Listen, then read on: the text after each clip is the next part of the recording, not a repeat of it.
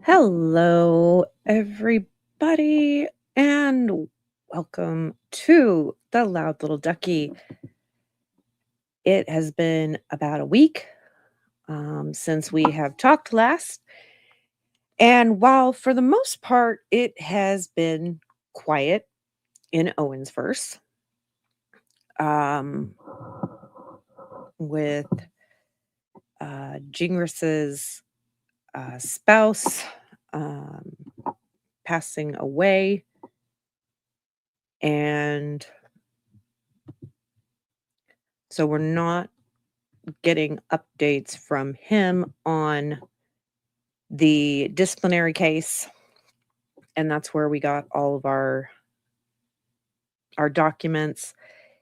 And there has been some stuff put out by some creators. There has been some stuff put out by Clayton, and so we're going to go over some of that. And um, Jan and Ron are at it again, mainly Jan. So those are some of the things we are going to get into for the first part of this. The second part of this is going to be covering the updates in the Karmelo Anthony case. I have done a previous video on Karmelo Anthony when the incident happened, and I will put that in the description box. Let's see here. I don't even know. I don't think I made a playlist because I only had one video. No. I do not have a playlist, so I'm going to have to find that video and link it. But that trial started on Monday, and so we have a few updates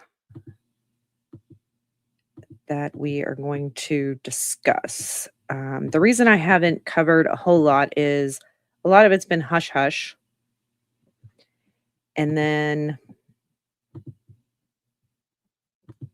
all right, I have the link. So now I need to go put it in the description box. Sorry, guys. Let me see here.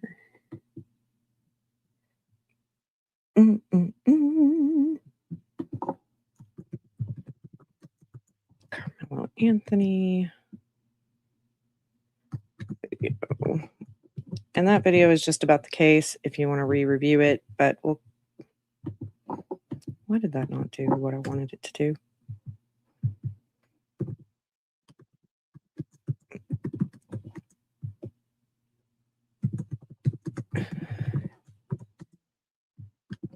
There we go. Okay. All right. Now we're good. Oh, you know about that? Aunt Beaka Muppet Puppet, Angela? I need to go back. Yes, I did. I did get into that. I did send that to Megan, so we might discuss that as well. So little updates on everything that we have going on that's happened within the last week that I have been MIA with the grandson. So first, we have I have so many different things pulled up right now. So many tabs because there's so much stuff going on in the back end.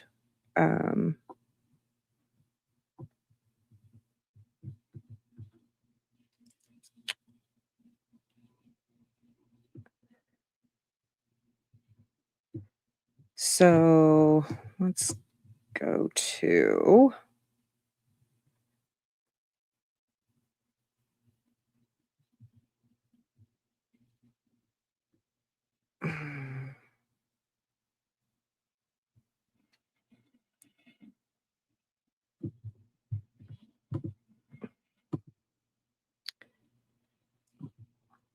All right. This is what we're going to share. Where am I at here? All right. Let's bring this over here. Okay. Sorry, we're all discombobulated today. Okay. Yeah, I'm not gonna share audio on this one right now. All right.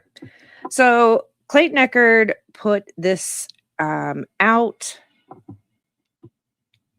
and it was shared to at least Justice for Clayton on Twitter or X, whatever you want to call it, on May 24th.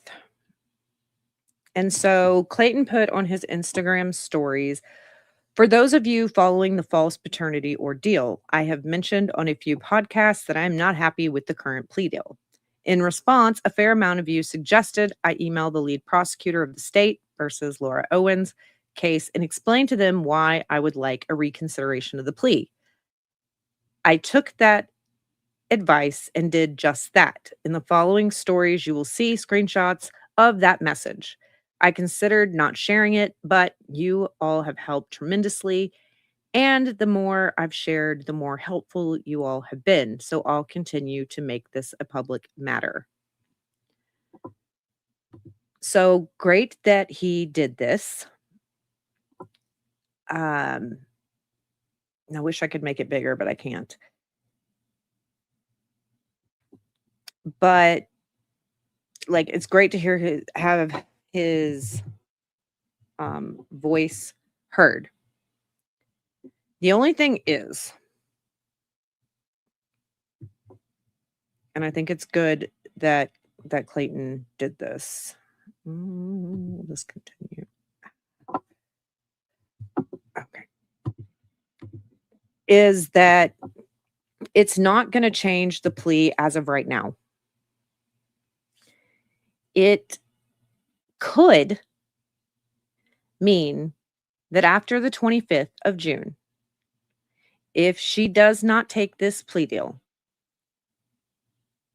and she wants one later before trial,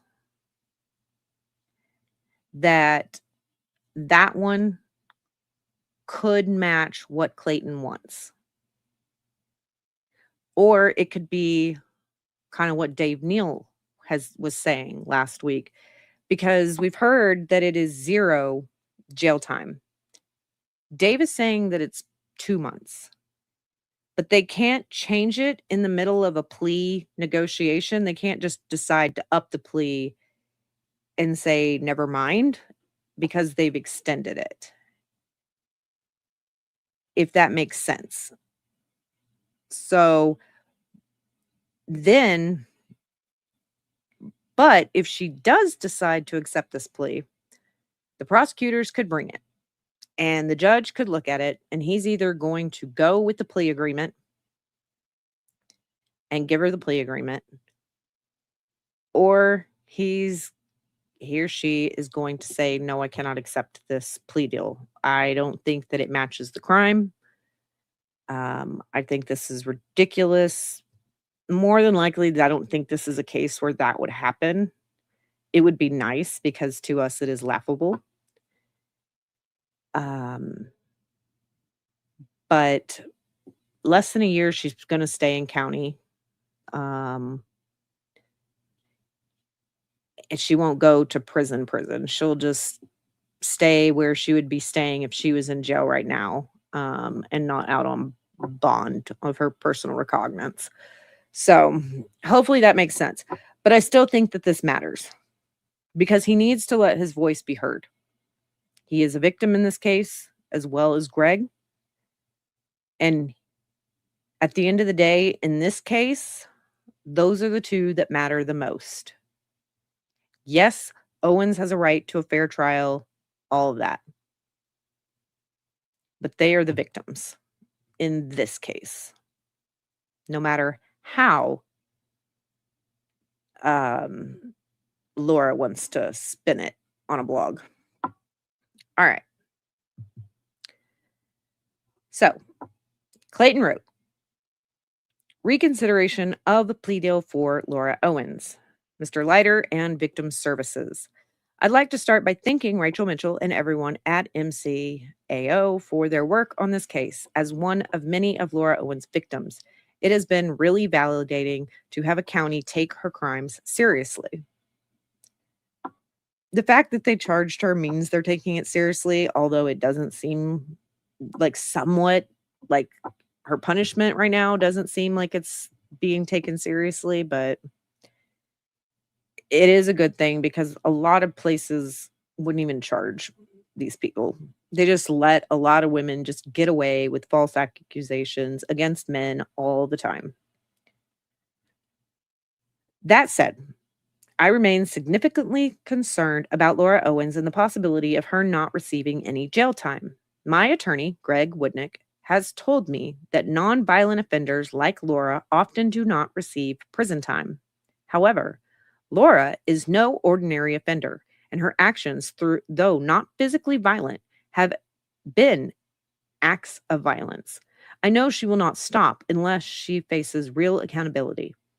I can already predict that she is busy having a psychologist who she will give more false information to further attempt to minimize her culpability to mitigate, quote unquote, her exposure and further portray herself as the real victim.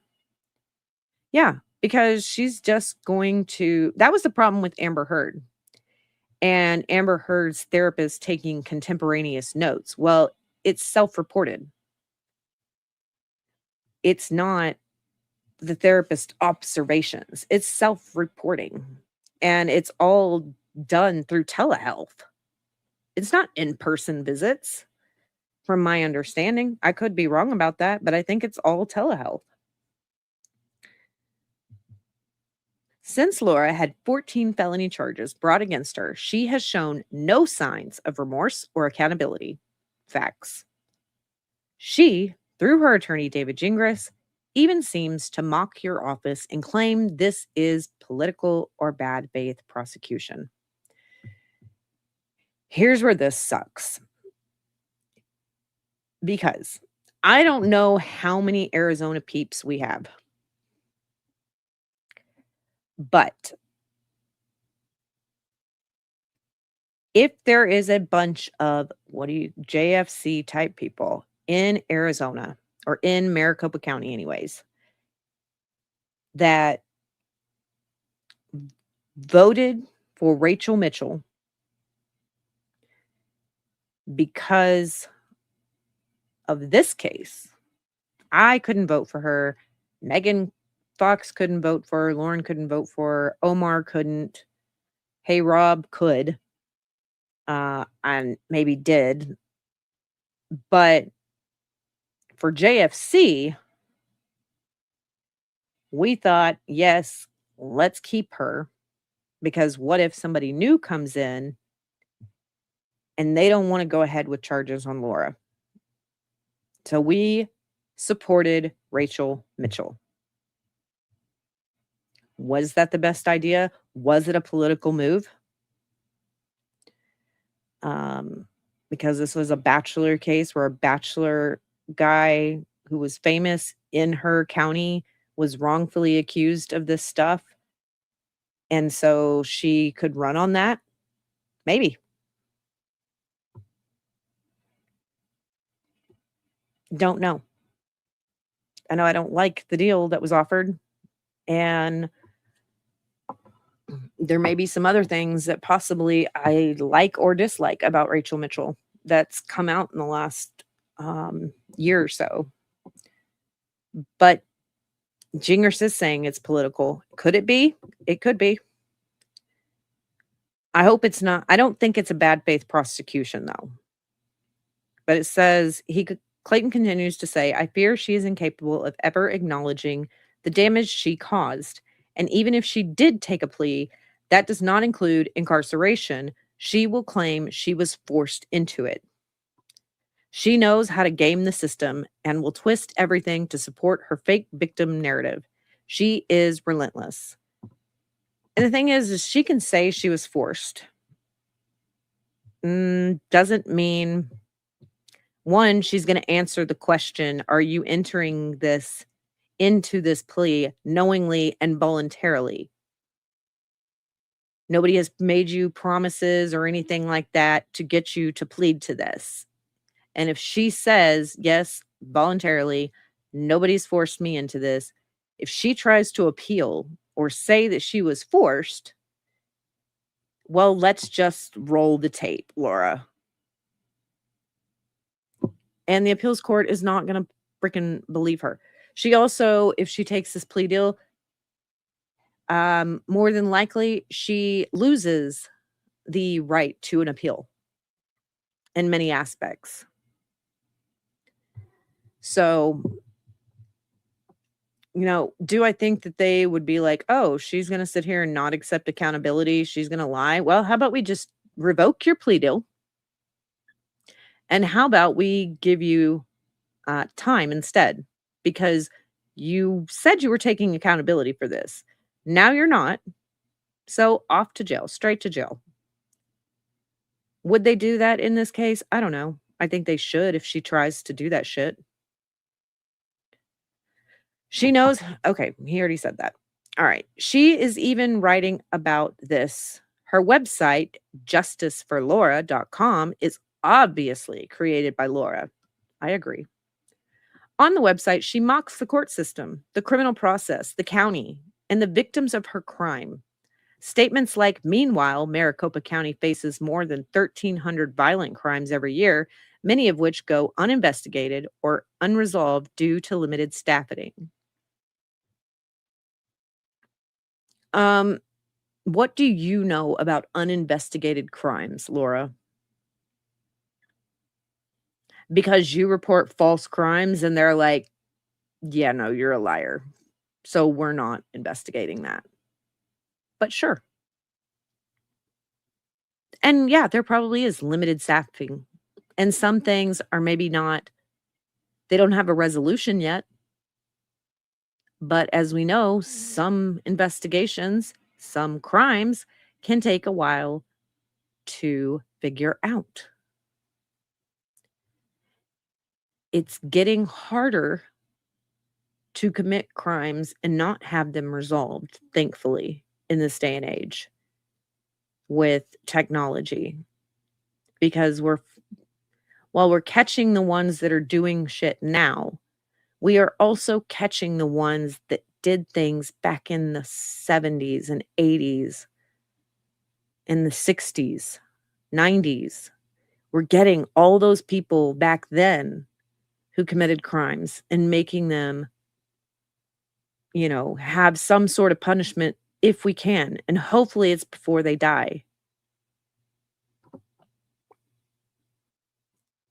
Yet, vast county resources, investigators, digital forensic teams, senior prosecutors, a SWAT deployment, and 2 grand juries were spent pursuing an autistic woman with no criminal record over a paternity case and a 2-year-old civil dispute.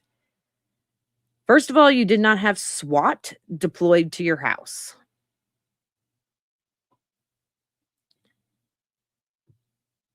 I'm still looking for proof of autism. And the reason you don't have a record is because you were believed.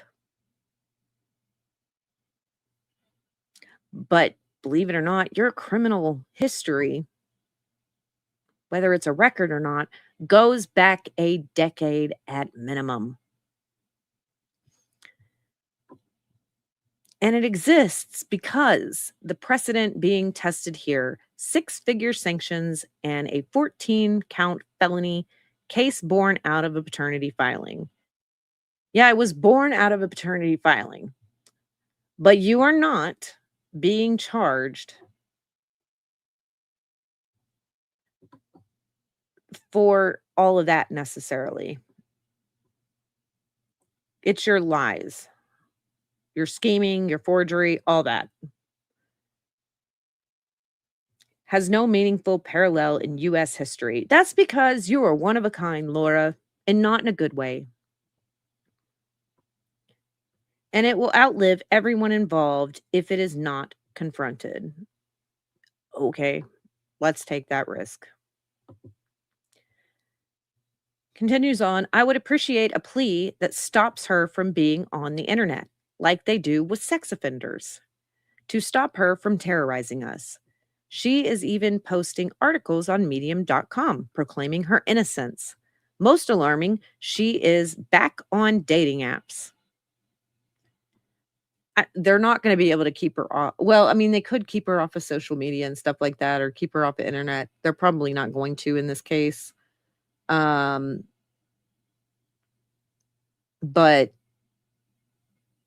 men need to do their research like women do on their dating people.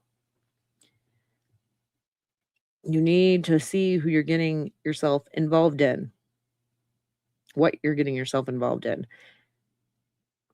Says, as your investigative team found, Laura falsely claims she has not been intimate with anyone since March of 2022, when in reality, she had sex the same week she claimed to have an intercourse with me. I have never had sex with her or assaulted her like she alleged.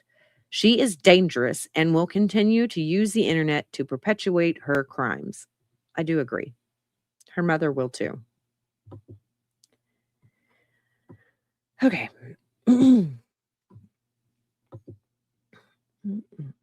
Without incarceration and accountability, there will be more victims than Matt, Mike, Greg, and I, and the others who have not publicly stepped forward. Yeah, like Woodnick. He's one. He doesn't say that, but he is. With at least 6 victims, there's a clear pattern of abuse that will not stop unless Laura is taken out of her environment and placed somewhere where she can no longer hurt her current victims and find new ones. While Laura is not a violent, quote unquote, offender in the traditional sense, I feel strongly that we should not overlook the extreme mental, emotional, and financial damage she has caused. Even after Judge Mata and the Court of Appeals ordered her to pay fees for what they have found to be meritless and fraudulent, she has paid nothing and then lied again in bankruptcy court. Please talk to the DOJ.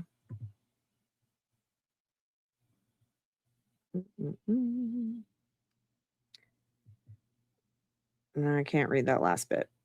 For me, she publicly carried out a defamation scheme against me, hurting my reputation and taking away my ability to speak to youth about mental health awareness, which is my passion and one of the few things that makes me feel alive.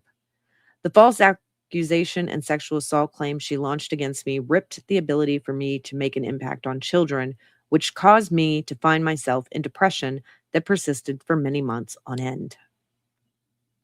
She went to the media using the cover of anonymity to try to destroy me, emailed job opportunities to allege I was abusive, and tried to convince tens of thousands of Bachelor fans that I was a deadbeat father to her fake twins. It has taken me years to recover from this, and I will continue to take more years to fully address the emotional trauma. Yeah, she destroyed chances for every single guy. Greg, Mike, she destroyed so much, their reputation, job opportunities, they lost money. They're meant to feel like they're disgusting criminals when she is the disgusting criminal. I am not embarrassed to share that I had unaliving thoughts from the entire experience, and if it were up to Laura, I truly think she would have me that way. This woman is incredibly smart, manipulative, and a danger to society. She lacks the ability to feel bad for anyone other than herself, and if you happen to hurt her ego, she'll spend a lifetime trying to destroy you and everything you built, as seen with Michael Maricini, her first victim, and her claims against Gregory Gillespie. Oh, I couldn't say that. I am respectfully requesting you reconsider the current plea deal and ensure Laura faces a penalty where there is a jail consequence. It's the only way to stop her. For if you do not, I promise you will see the day where new victims of Laura Owens arise, and also potentially the day where you will see me, not see me, you will see one of the victims finally fall. Clayton Echard. So that is Clayton's statement that he made, which was great. Please let me know if y'all can actually hear me. I don't want to be on mute this whole time. I would be so pissed. Okay. So that was the first thing that kind of popped up that I wanted to go over. All right. We also know that Laura's bankruptcy, all that stuff was finalized. Um,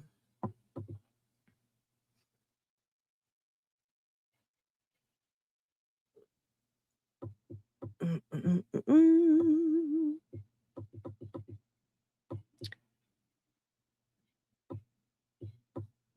Let's see here.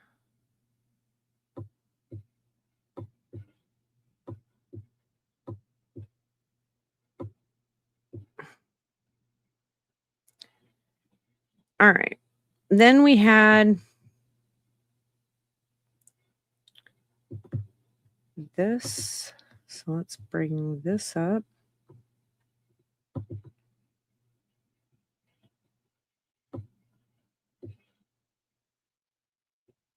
Add to stage.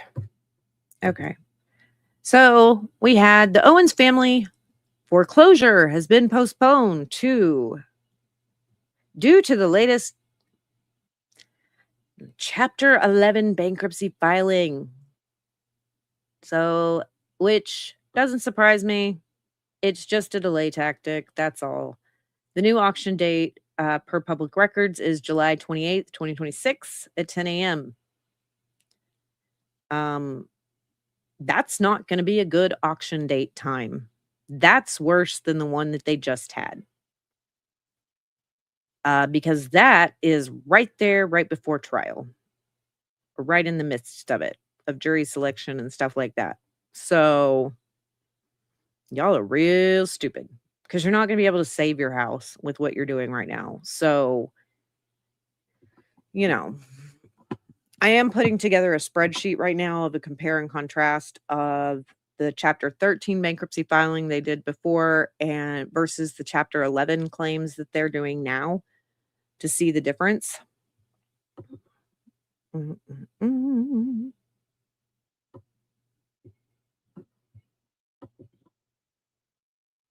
Okay.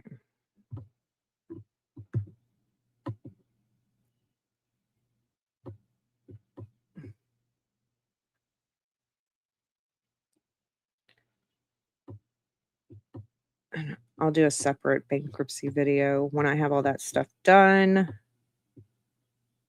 Okay.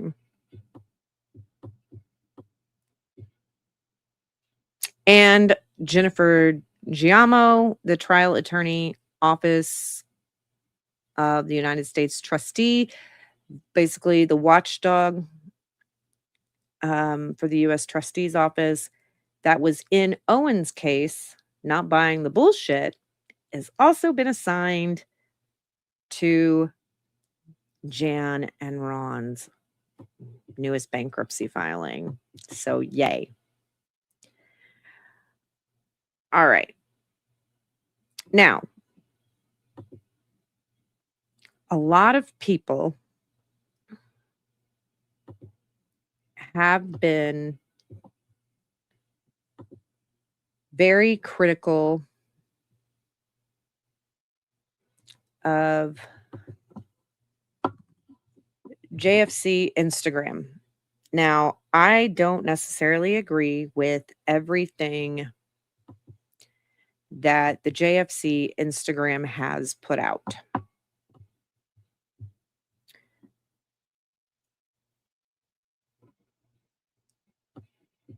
Okay.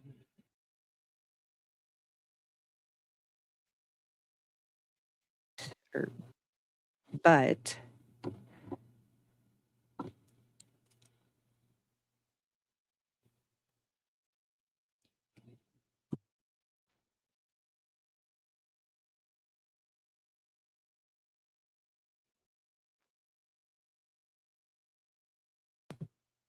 But Clayton apparently showed his support, and people didn't like it.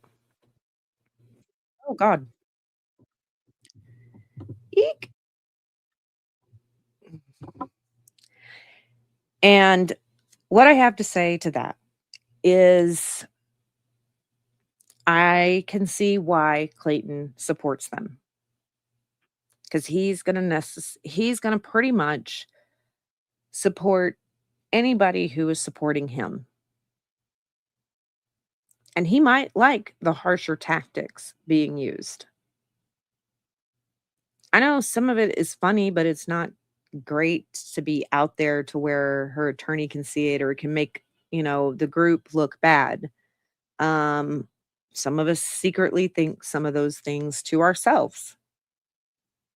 And we're not always going to agree with everything each creator puts out. I know there's drama between the JFC Instagrammer and many other people. Um, but you don't have to follow the JFC Instagrammer. If she puts out things that are of value, they will get shared. And there's so many different people that you can follow. You don't have to follow everybody. You can listen to and follow the ones you like. You don't have to like every single person covering this case or every single person that's a member of this JFC thing that we have created.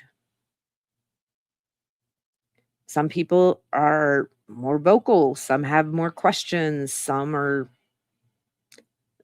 a bit trolly, some end up taking personal taking things too personal. And I know everything feels personal, but it just is what it is. And so, but I want to go over Snitchel Ninja's statement that she put out. But I also wanted to say, follow who you want to follow.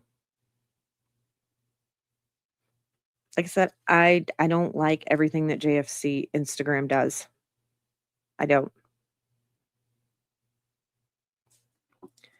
Um,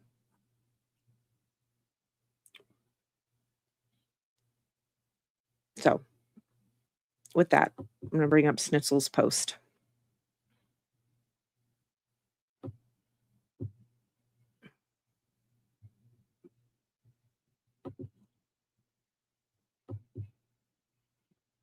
Ooh, this is hard to read. Okay.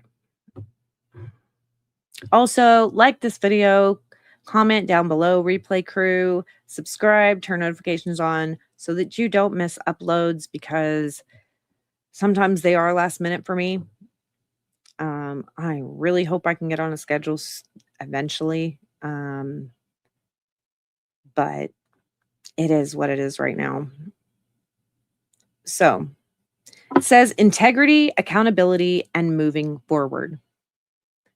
I want to make my stance on personal boundaries and community safety explicitity clear. I do not support giving David Gingras, Laura, or anyone in their camp the personal information of individuals in this community.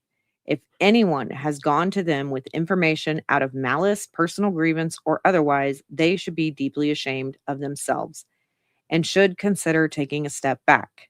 Any individuals who have weaponized personal data vindictively dox others know who they are. I don't know who these people are. I know that Gingras has doxed people that have filed complaints against him,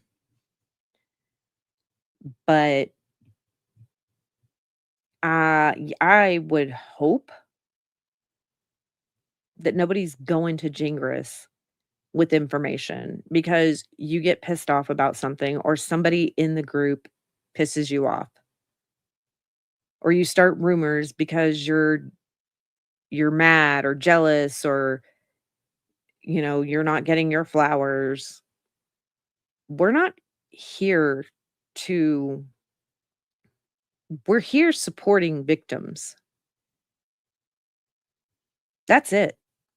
That should be the sole reason for being here and being a part of this is because you cannot stand that a woman has done this to an innocent man in this case.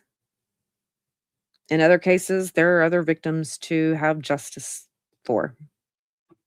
That should be why you're here. It is a circus that people can't look away from. But don't take any of this shit personally. It's personal to Laura. It's personal to Clayton and Mike and Greg and everybody else in that sphere. And everybody else is along for the ride, being supportive. Have there been people that are OGs?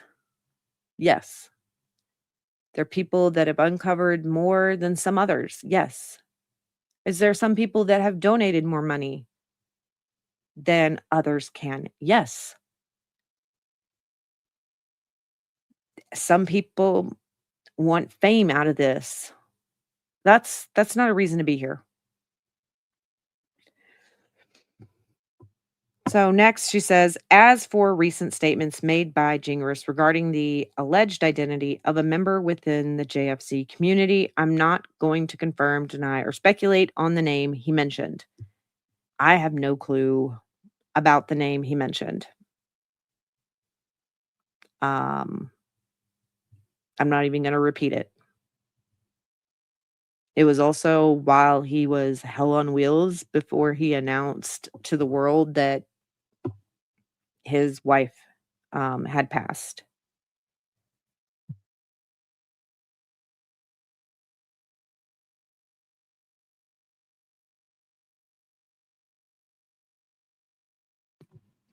Okay, sorry, I had to get a drink.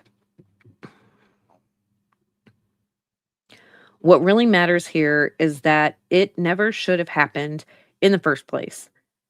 I completely disagree with his actions, just as I have disagreed every other time he has doxed the personal information of people in this community online.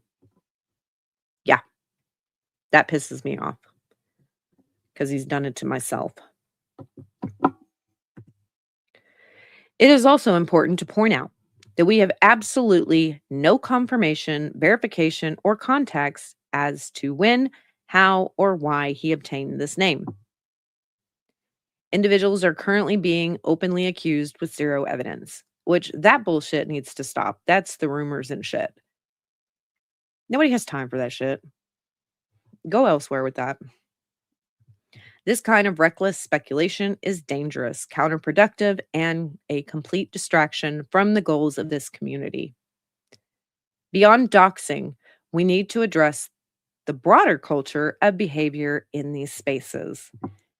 There is a big difference between accountability and cruelty.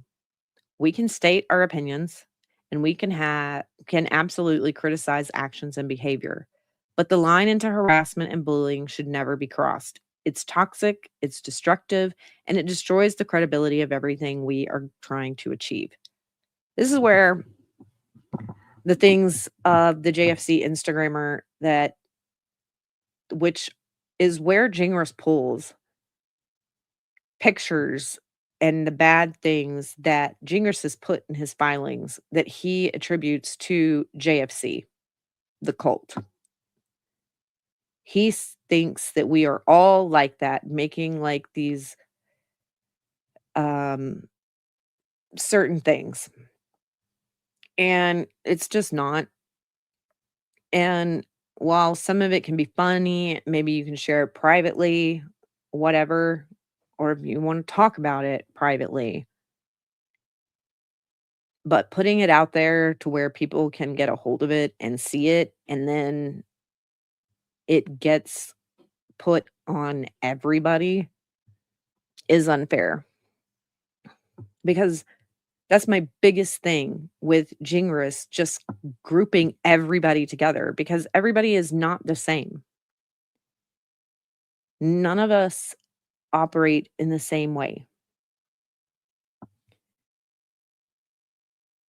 We cannot selectively condemn doxing only when it's done by Gingras, while turning a blind eye to the exact same behavior happening internally within our own spaces. I don't know if anybody in our community has doxed anybody. I would hope not, because I'd be pissed about that too. Some might look at calling out specific out a specific count as petty, but there is a massive difference between starting a public feud over personal drama and pointing out fundamental breaches of community safety. When an account weaponizes personal data internally and spreads malicious rumors, it actively derails the entire mission. The community simply cannot function this way, and our fight for justice loses all credibility. You can't fix a leak in the house without pointing out exactly where the pipe is broken. And the thing is in communities like this, David Gingras and Laura Owens and her parents, if there is discourse between supporters that are against them, they think it's funny because they're like, "Oh, look at all of them tear each other down, and this whole group is just gonna burn to the ground because they're all like horrible people. And look, they go after their own and things like that." I mean, look at if you follow any of the Karen Reed stuff, the anti Karen Reed people are sitting back laughing as many of the free Karen Reed people are fighting and dislike each other, and they're all burning each other to the ground. And that's why I don't like being grouped in with stuff because, yeah, I may have the same belief as somebody in those groups, but I don't want to be involved in all that drama. That's not for me. I am too old for that shit.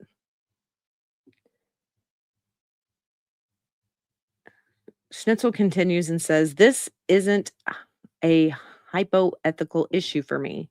The situation involving the operator of the Justice for Clayton official Instagram account is deeply personally and has already affected me for close to a year.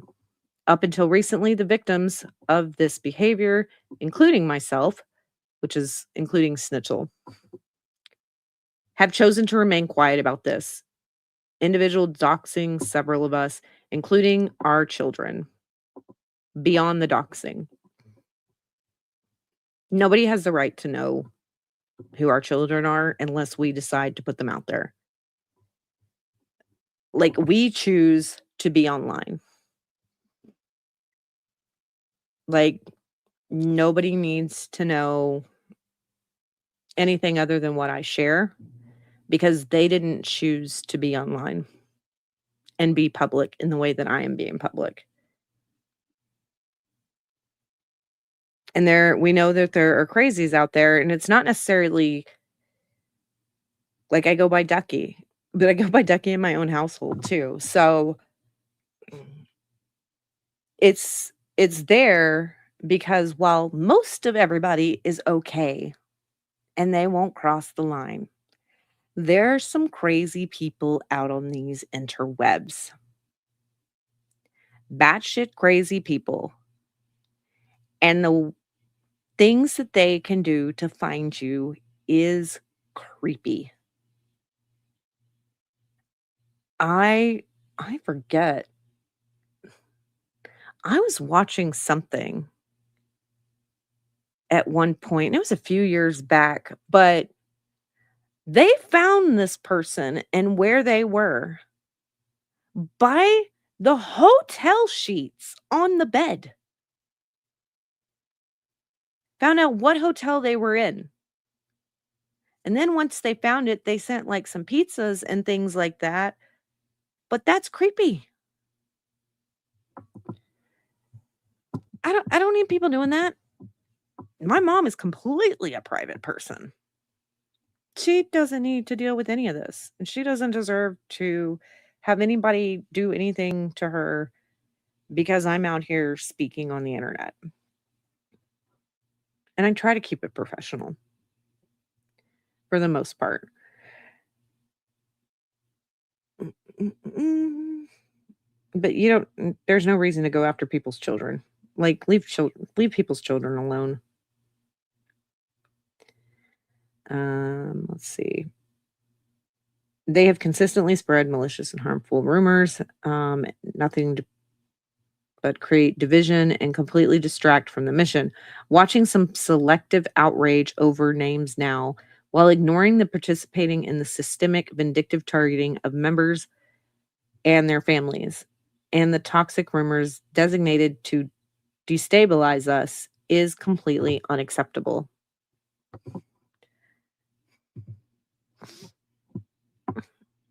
Snitzel says, I do not plan to speak on this subject matter again. My hope is that the personal vendettas, the distractions, and the manufactured drama can finally come to an end so that the actual fight for justice can continue. And that is justice for Laura Owens' victims, at least in this scenario. Realistically, I know this message will probably fall on deaf ears for some.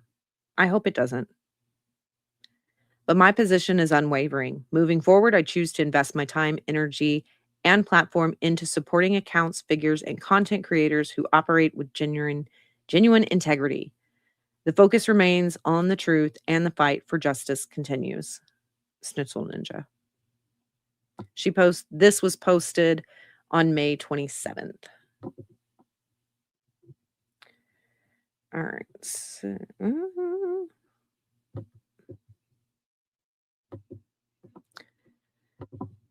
okay.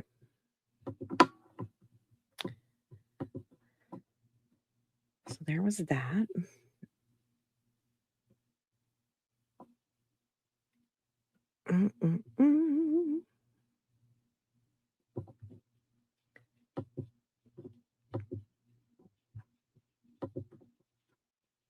Important dates that are coming up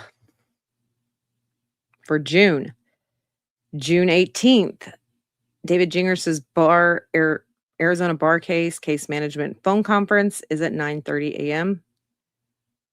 June 26th, Owens criminal case plea deal extension deadline. The 29th is the status conference for Laura Owens criminal case, capital case or change or complex capital case or change of plea hearing at 8:45 Mountain Standard Time. June 29th through July 2nd, David Jingers's Arizona bar case, the Arizona Attorney Licensing Bar hearing. June 29th as well is the DVRO Owens v. Maricini appeal opening brief is due because Laura got that extension. And then on June 30th, Ron and Jan Owens Chapter 11 bankruptcy case meeting of the creditors is 9 a.m. Mountain Standard Time. If it is even still in effect by the 30th, who knows with all that shit. And then it says, note, Jingers's Arizona bar proceeding are expected to be rescheduled since he stated that he will be out of the country. And of course, if that happens, we will notify people.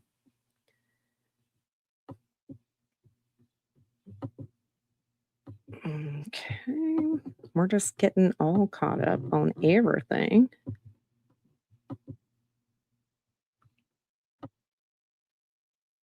And I tell you, watching Bacon Bears do her thing, It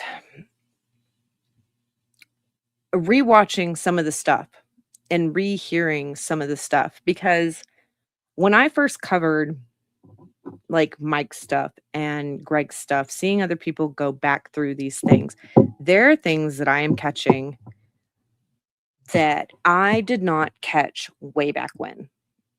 Um, One, because I was looking at some of these things in a different lens.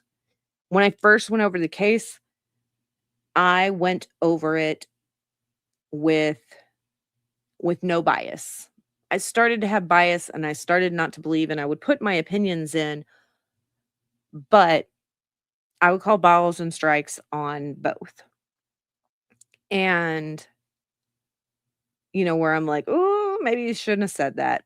Mm, you know what? Fuck it. They should have said that shit, because, like, there's no right or wrong way to deal with Laura, because no matter what way you try to deal with Laura, it ends with you with some type of protective order against you and you going to court.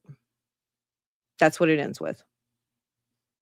Whether you're nice, you keep your promises, whether you are um the rudest person ever, it just has the same ending. Nobody has mastered dealing with Laura.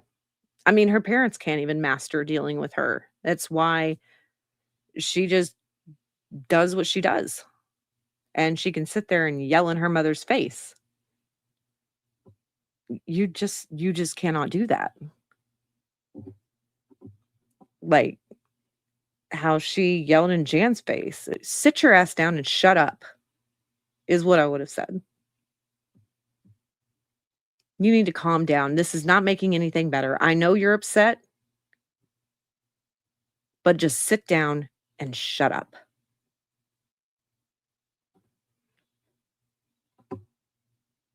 Hell, even pop her across the face. I don't fucking do it right in front of the police. I don't give a shit. Because absolutely not. All right. Then yesterday, I believe it was yesterday,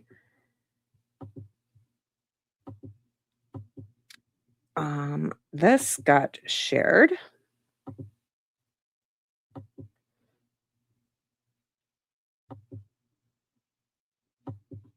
This video, which is TEDx is an independent community-driven network of local events and followed TED's format and mission, ideas worth spreading, while being organized and created by local organizers rather than TED itself. And it says, so why does TEDx Talks and TEDx choose to platform someone who is a known liar and fraud as a person others should listen to or look up to? Furthermore, why are they refusing all the countless requests and demands to take Laura Owens' slanderous TEDx talk about a victim, Michael Maricini? The organizer of TEDx Talk, Mercer Island High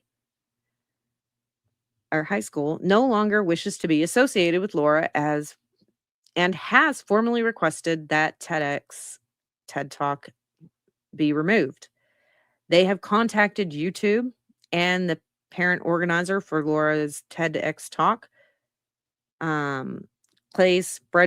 Fred Manby, with the same requests, but they have been ignored. Here, Channel 12 News at Sean Rice TV reports on this story and interviews journalist Megan Fox to ask the important questions. A family court found Laura Owens faked a pregnancy, repeatedly lied under oath, and doctored medical records. She is currently awaiting her criminal trial in Maricopa County after being indicted on 14 felony counts of fraudulent schemes, perjury, evidence tampering, and identity theft. So why is Laura Owens' TEDx still up? And yeah, they've turned off the comments. That has been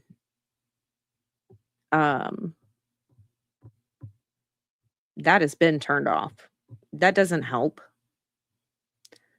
All that means is that you don't have people saying getting to say that this woman is a freaking liar. Don't look up to this woman. All right.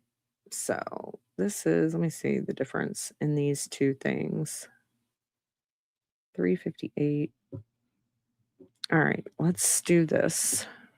Set over a TED Talk that remains on. We're going to listen to both of these videos just in case they are different.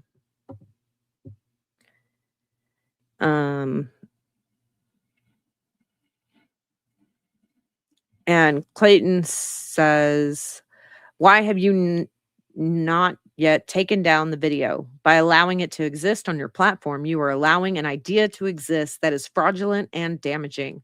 Laura Owens has been found by the court system to be a serial liar, as the order of non-paternity shows. A legitimate court filing states the extreme extents Laura has gone to fabricate an entire narrative, and as the criminal investigation has now uncovered, she has a history of doing it to multiple men, one of which is the subject of the video you allow to exist. And he states, would it hurt you to take this down? So let's listen to it.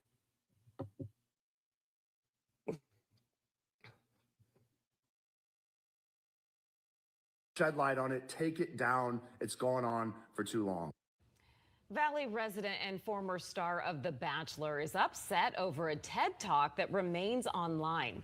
The video shows Laura Owens give life advice to others despite Owens being under multiple criminal indictments for allegedly lying in a paternity scandal. So our Sean Rice is here in studio with why some believe this video should be removed. I mean, so she's saying, or Ted is saying, it's not budging. They're not taking it down right now. They're not responding to anyone. And the mission for TEDx and TED Talks is ideas worth spreading.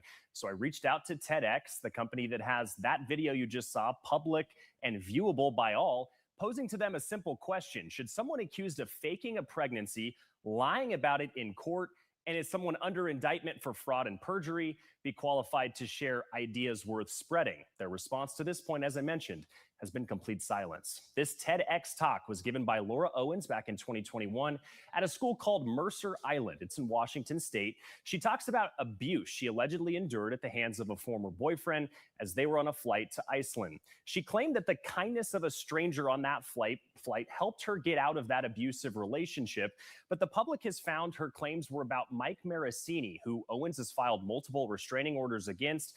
Those are restraining orders that have since been dismissed because Owens has no-showed at multiple hearings. Mike's attorney tells 12 News every single one of her claims in that TEDx video are entirely false. And an entire community has now rallied around Clayton, who you see here, Mike to his right, or Mike to his left, and a third victim to his right.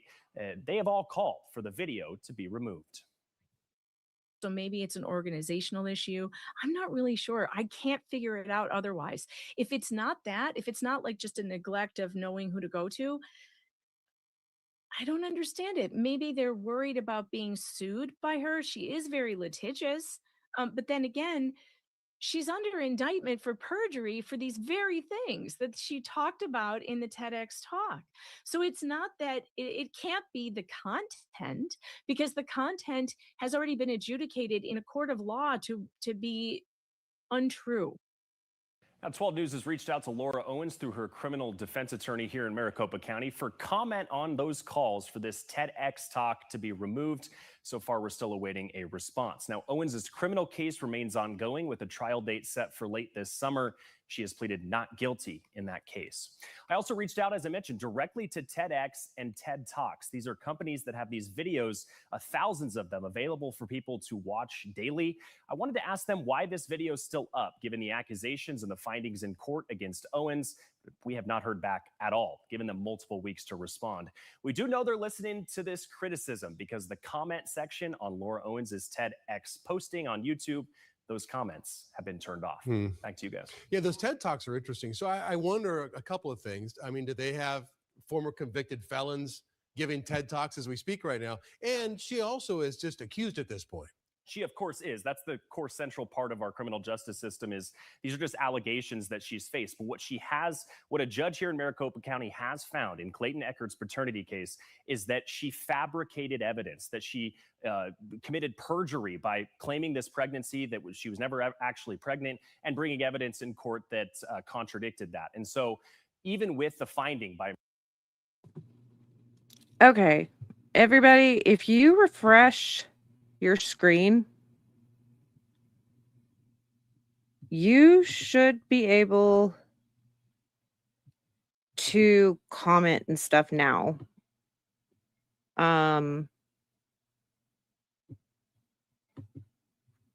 Because I don't know why it was saying that it was made for kids. This is not made for kids. So hopefully that fixes it.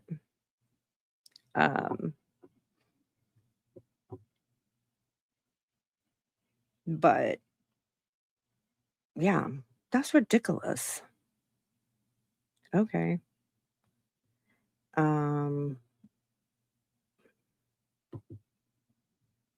We'll fix that here in a minute, but hopefully y'all can chat now.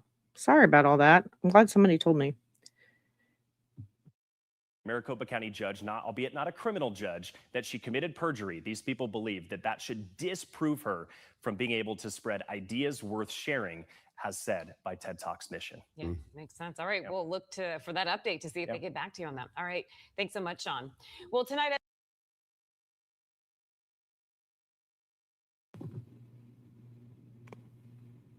Okay. You're not a kid. Yeah. Okay. Share this out and tell people. You can come back and comment. Yeah, that was just really weird.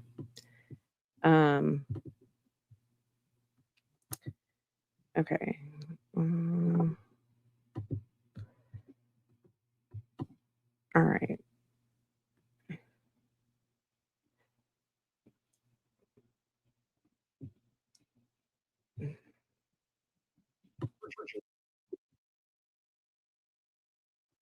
Okay. We'll do this one too. It's a little bit of the same thing, but just so we have both takes. You are a kid at heart, Bruce. You're a kid at heart. All right, let's watch this one. The mission for TEDx and TED Talks is ideas worth spreading. So I reached out to TEDx, the company that has this video public and viewable to all. I posed them a simple question. Should someone accused of faking a pregnancy, lying about it in court, and is someone also under indictment for fraud, perjury, be qualified to share ideas worth spreading? So far, their response has been silence.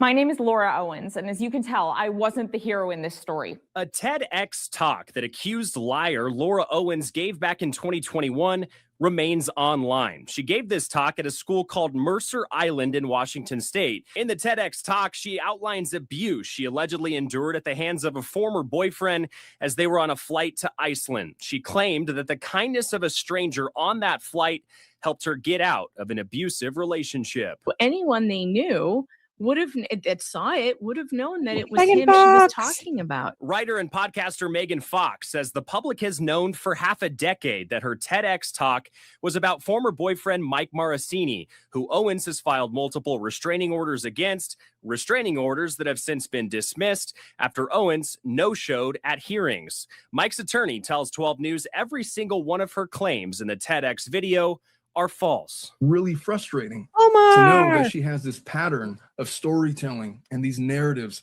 and false premises and false statements, and to have it nobody do anything about it and just leave it up there for all the world to see. Laura Owens has been under indictment for fraud, perjury, and forgery here in Maricopa County for a year, connected to claims that she said she was pregnant with twins by former Bachelor star Clayton Eckert. He has an entire community calling for this TEDx video to be removed. The court has found that this individual lied and fabricated a pregnancy. This isn't a matter of did they lie or did they not. She has been found to be a liar. As the list of people pleading for this video to be taken off the internet grows, the more the silence from TEDx and TED Talks has become deafening. Fox says she's reached out every way she knows how, to no avail. The only evidence we have that we know that they hear us. Okay. I don't know why that one cut off. But props to Channel 12 News. All right.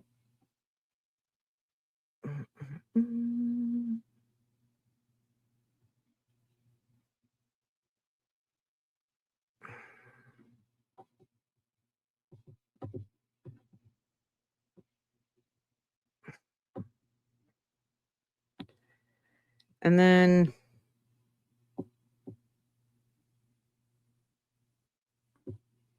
it's time to take down the mission. Okay, there's a bunch of them, but Channel 12 News, thank you for covering that and being a part of what we want. All right. Also, Big Tiff Dog went over bankruptcy documents today, and she worked really hard on her thumbnail, guys. So go tell her what a good job she did in there. All right. Now we're going to move to, well, I would like to move to, all right.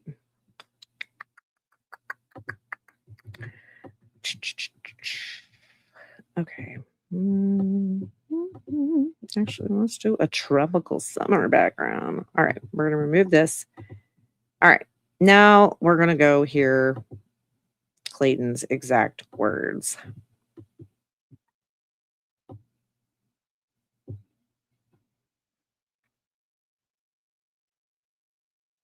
Oh, wait. Let me get it off of that.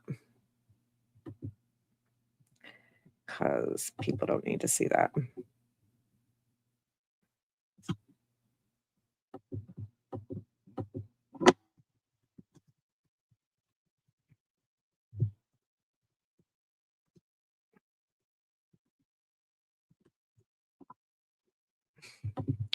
All right. Now we need to go to, it's like, how do you work this?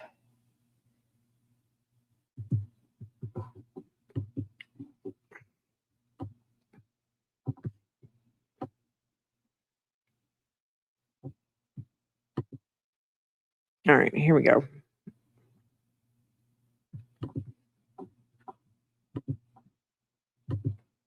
All right. So the rest of what Clayton says is, would it hurt you to take the video down? Its presence online is hurting way more people than it is helping. So please do the right thing. And now we're going to listen to what Clayton's words are about it. And I know Greg and Mike fully support this as well.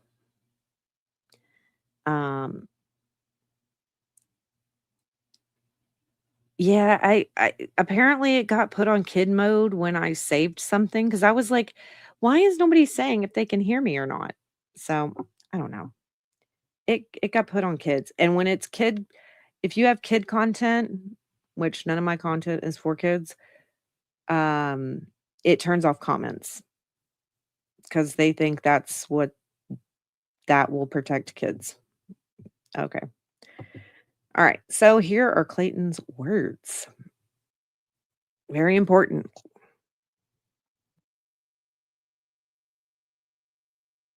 Still allowing this video to be online?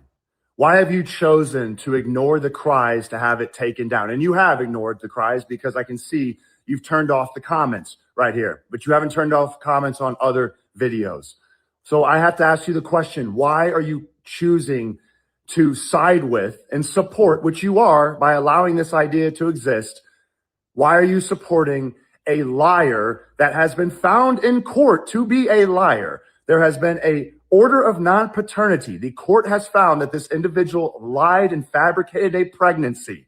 This isn't a matter of Did they lie or did they not? She has been found to be a liar. So I ask you again, why are you supporting an idea that is fraudulent? An idea that, by the way, your slogan is ideas change everything, which I agree with you. They are that impactful, for better or for worse. In this case, it is for worse. This story that is about an aggressor in her story of Laura Owens is actually a victim. I know the victim personally, and it impacts him. It's traumatizing. It's a lie. It follows him. It's defamatory. And yet you still allow it to exist. Why?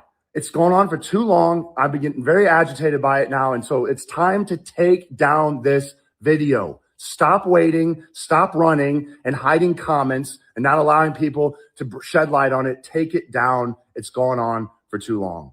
Hey, TED Talks, I have a question for you. Why are So, I like a spicy meme, Clayton. I love it. And it is. It's gone on too long. And, you know, other people have pulled their shit. But these people haven't. And they should not be supporting people out here giving off fake stories. These are supposed to be TEDx Talks are special because they are real people, real people's real life experiences that have taught them things in their journey of life. And they share those experiences, the real experiences, to help and connect with other people that are doing the same thing, that are going through the same thing. And you come in here with a fake ass made up story, trying to act like you are just like everybody else when you're not. She wants to be somebody so bad, but she's a nobody. Nobody told her that she and her mother are nobodies. Nobody gives a fuck. And that's because of the things they have done. You want to be somebody? Do something good out in the world. You don't need to make up lies to be somebody. And she thinks she has to be this made up fantasy person that she puts on her LinkedIn. Manifest what she wants to be as an entrepreneur. No. And you wonder why when people are like, oh, they put that this person was an entrepreneur on The Bachelor, that technically means, oh, that's just short for unemployed. People think that on dating apps too. Oh, entrepreneur, are you? No, it means you're unemployed. Because if you were a true entrepreneur, you have something better as a title than entrepreneur. I mean, Elon Musk and Mark Cuban are entrepreneurs. Guess what? That's not what they're known as.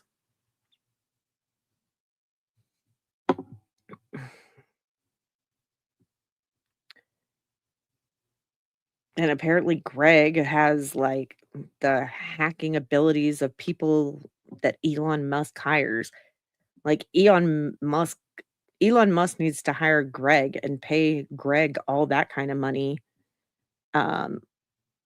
If he's this master hacker person, Mark Zuckerberg, give Greg a job if he's that good. I mean, I don't know if I want to be involved with those sleazeballs, but you know, to each their own. Would you take a paycheck from him?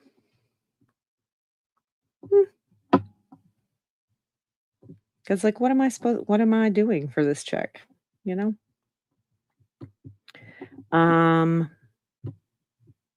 So like I said, the parents filed for bankruptcy. They also have 7 days to pay their filing fees. Um,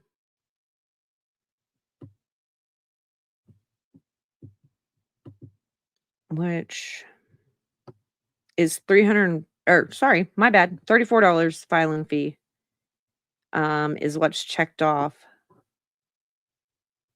But they added all those fees up, and I think Tiff said it was like 1,700, um, total that they're supposed to pay. But then there was something that was saying that maybe if they were gonna do an installment of something,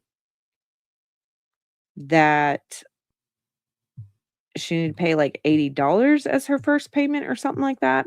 I don't know. We'll get more into that when I go over the bankruptcy stuff. But I'm gonna finish my spreadsheet before I get into that because I want to compare and contrast, and I love me a spreadsheet.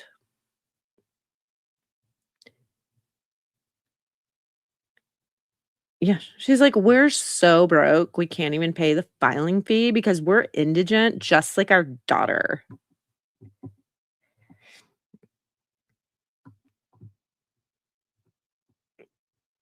Yeah, I'd be afraid of DOJ Jennifer too if I was her.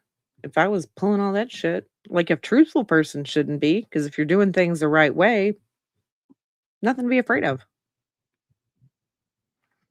But they're not smart.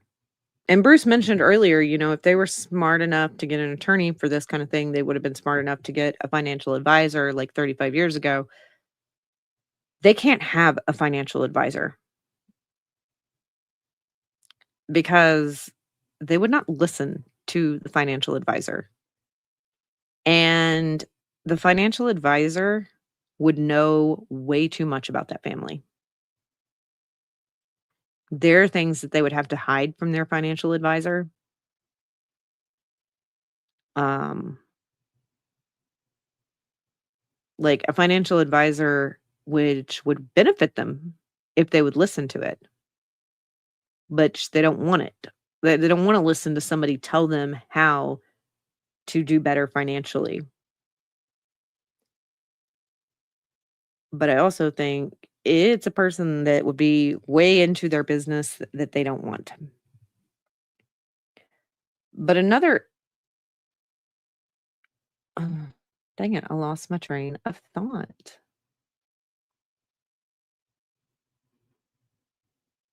I don't know. Well, dang, must not have been that important. Okay. Then, so if any of y'all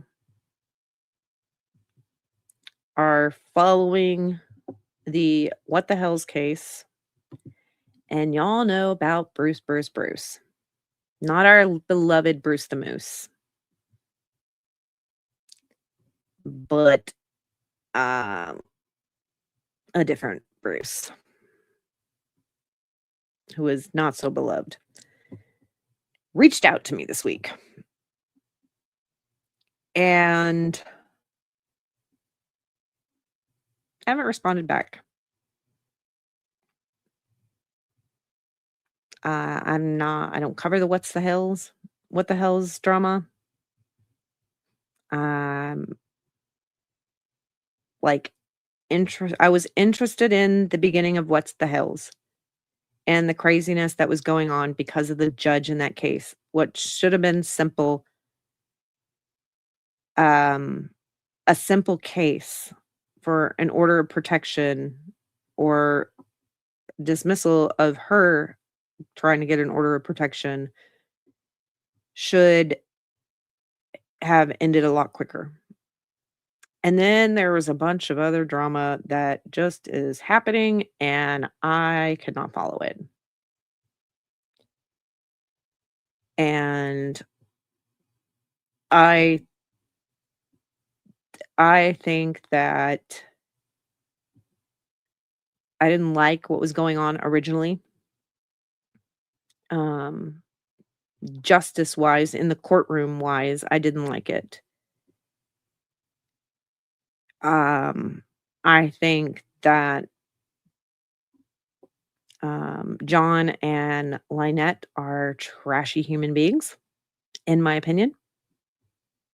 I think that baby girl needs to be protected,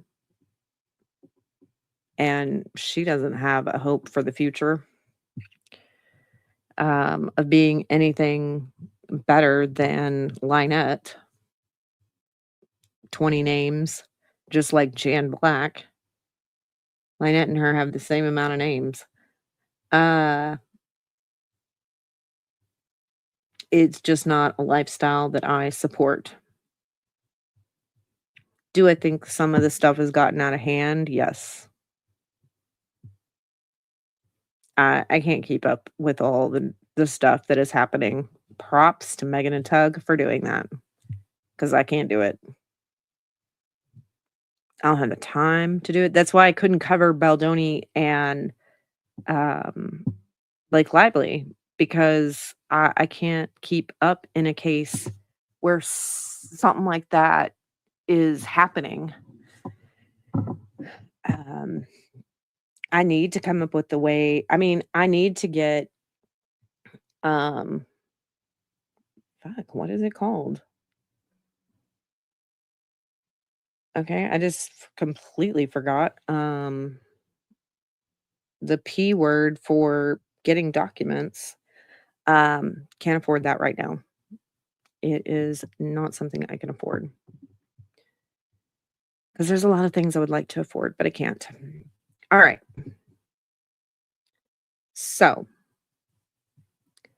next update, and then I will tell y'all what I experienced last week. Because, oh my God, it was chaotic. So, Karmelo Anthony.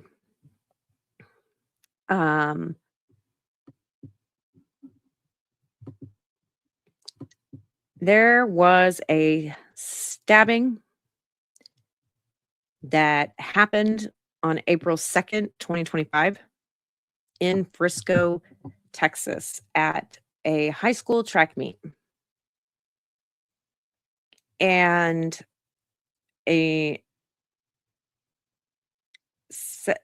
Karmelo Anthony was 17 at the track meet, as well as Austin Metcalf, who was 17.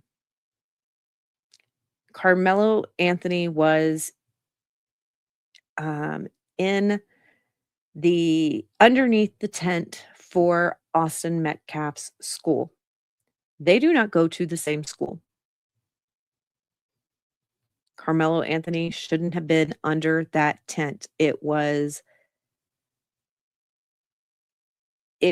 supposed to rain that day. It eventually did. So that's part of why the tents were there, because you are going to have a track meet and you're going to play football and you're going to play baseball in the rain as long as there is no lightning. So, Austin asked Karmelo to leave the tented area because he was not supposed to be under there. It was supposed to be members of the school track team. And stuff got out of hand. There is rumors that Metcalf put his hands on Karmelo. That is something that started way after everything. But even if Austin Metcalf went to grab his hoodie to physically move him out from under the tent, which as of right now, don't have any proof for. That was a narrative started way later. Carmelo Anthony pulled a knife from his backpack. Is apparently, I don't know how big the knife is. I don't remember if we even know that.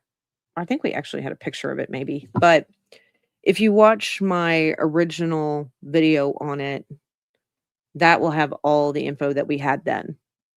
And there wasn't the, oh, he put his hands on him. That is something that was started way later. But Carmelo pulled it out of his backpack and plunged it into Austin Metcalf's chest. It was one stab wound. That was it. And Austin Metcalf died. And it was sad. And this is something that's not far from me. And so I thought, okay, something local, somewhat local to me. I can cover this. Not so fast. Because it became a race war.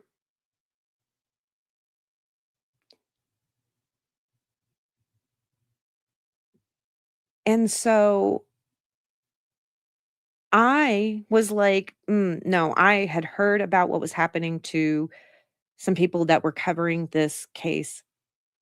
And yeah, I'm a Texas gal covering this case. And the stuff that was getting done to people that were covering the case and being supportive of Austin Metcalf, the victim that died in this case, were getting doxxed. They were getting swatted. They were going after people's jobs, people's kids. There seemed to be no boundaries for people that were not in support of Carmelo Anthony, is how it seems.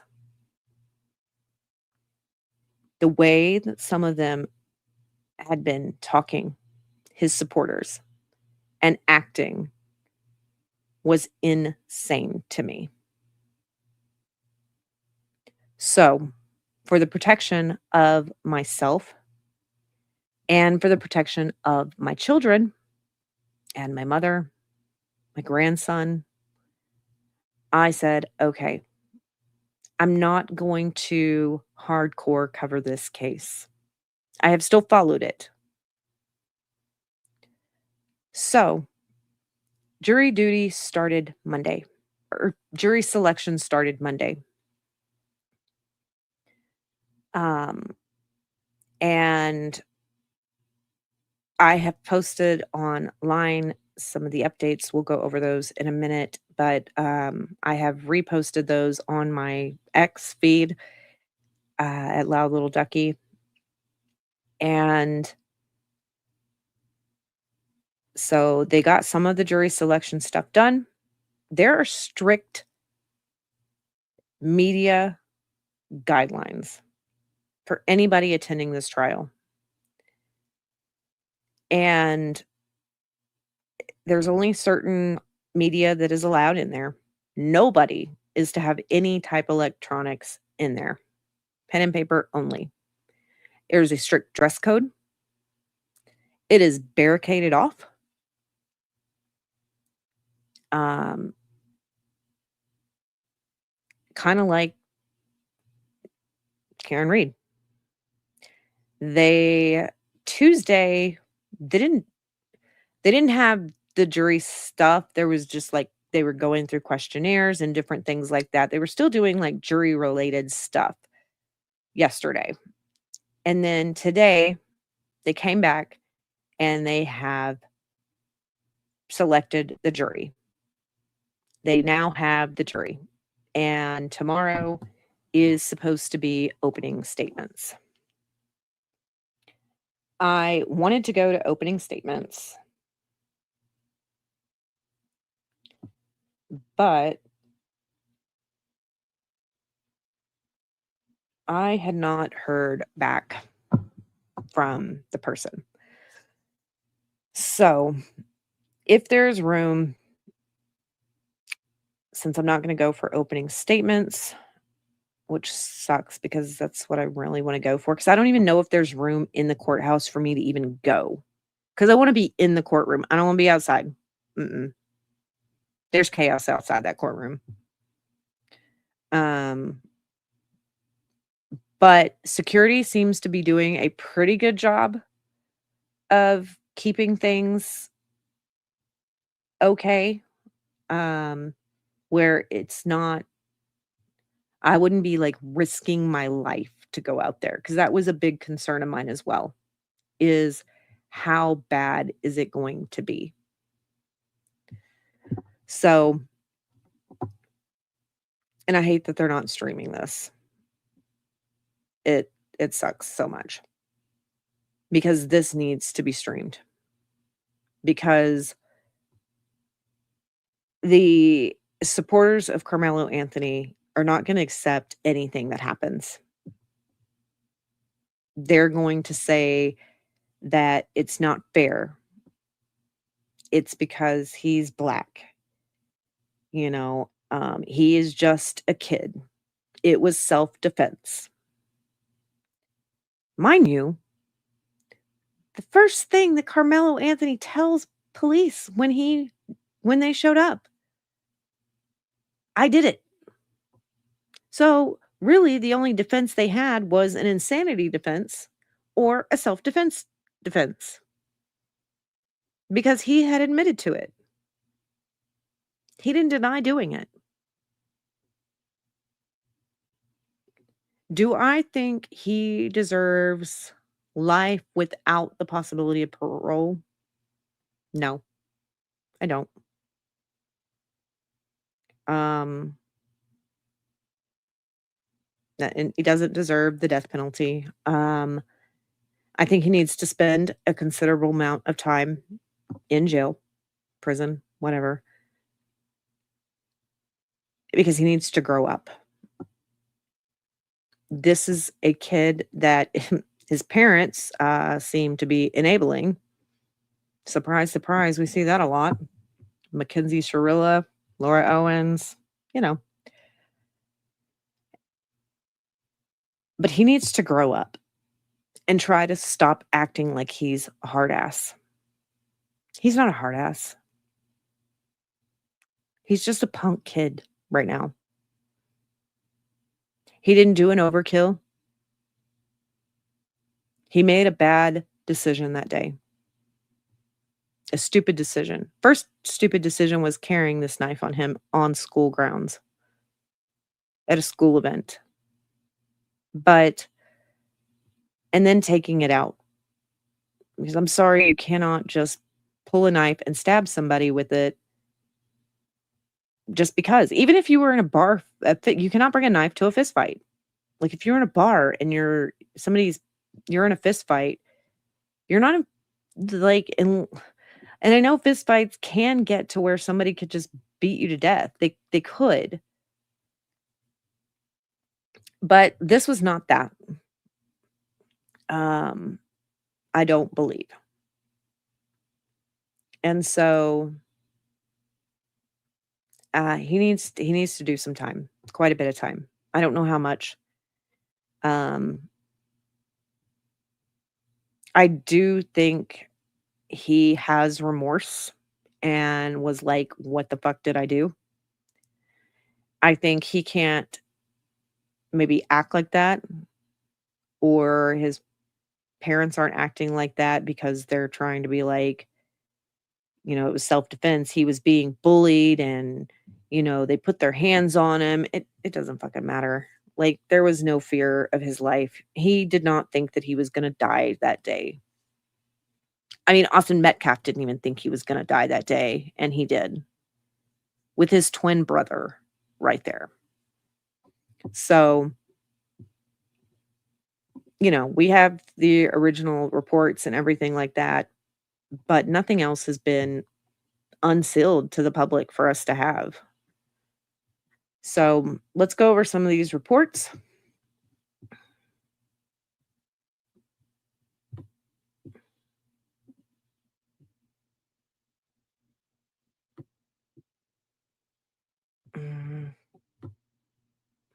Okay. So this one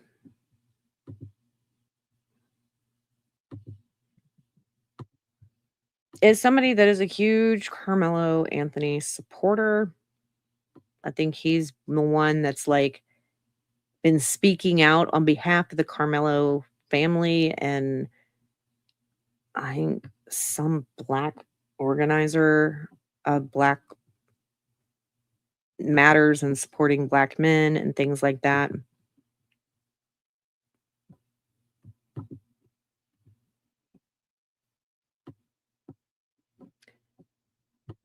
So this is from Dominique Alexander, well-known figure on Carmelo Anthony's side. But this says statement from the Next Generation Act Network. Today, during jury selection in the Carmelo Anthony trial, we witnessed a deeply troubling development. The prosecution used its final strikes to remove the remaining qualified black jurors from the jury pool.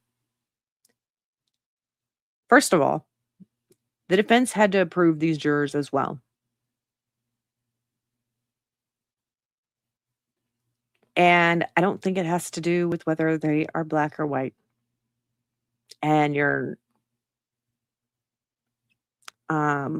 this is not going to be a problem on appeal. I'll tell you that.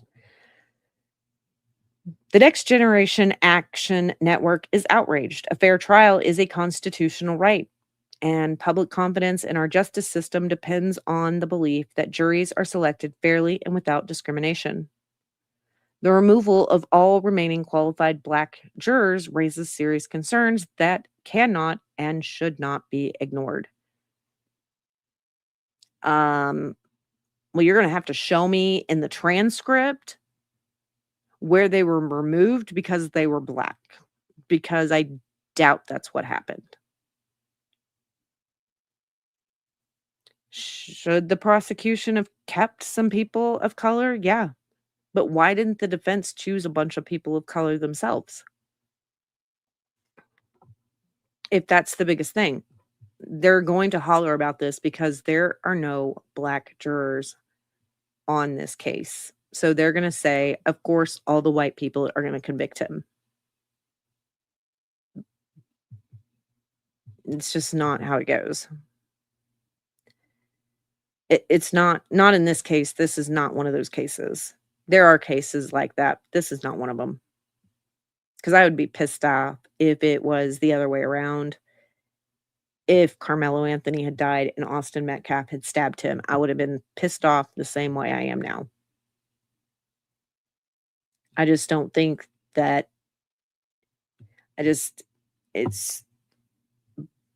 but people can have their opinions.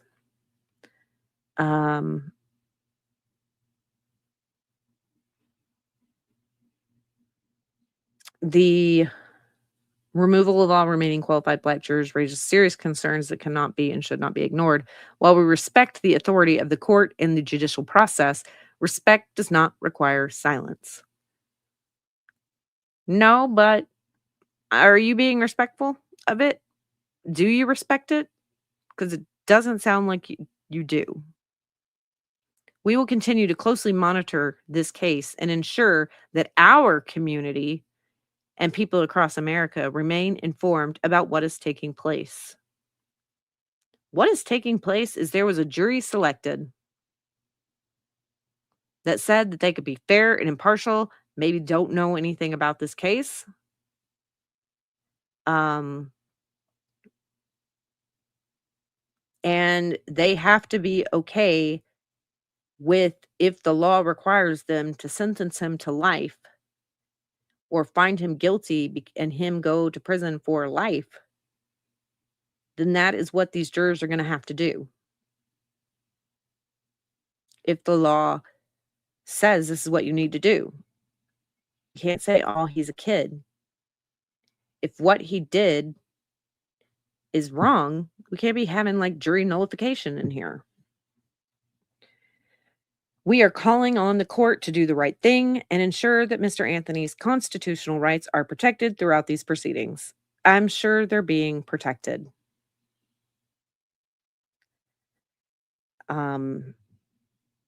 Justice must be fair. Justice must be impartial. Justice must be for everyone. I agree with that. Engan remains committed to advocating for transparency, accountability, and a fair trial for Karmelo Anthony. It just needs to be a fair trial, period. It's to seek justice. It's to seek the truth. And every person deserves a fair trial. No matter what color you are, what religion you are. That's just how it should go. Yeah, colorblind, you know? Lady Justice has a blindfold on. Okay.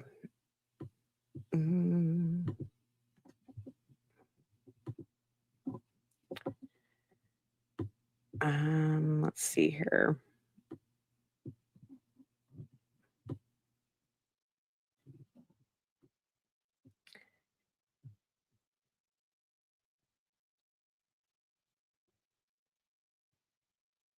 But they say they are outraged by today's jury selection process. They are just outraged.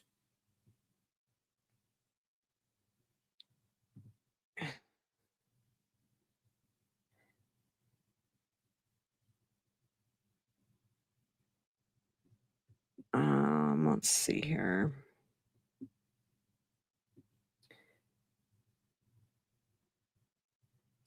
They were they were selected based on their answers to the questions during jury selection, not the color of their skin.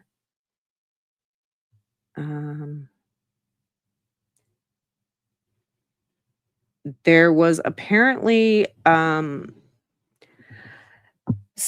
people were under the impression that the jury was going to be sequestered in this case, which would be a shock, but kind of with how this case has gone, I could see where this might be a good idea, but it's not happening. So the jury is going to go home every day, rather than being isolated for the duration of this trial. And I hope, their identities as far as what they look like, for people that attend is not going to be hidden. I hope that their names don't get leaked. I hope that people don't do some crazy shit and cause a mistrial. Because there was some fuckery afoot on day one. And we'll go over that in a minute. But there was a juror that said, I don't know that I would feel right putting a brother in jail. Well, that makes you not the right person to be on this jury.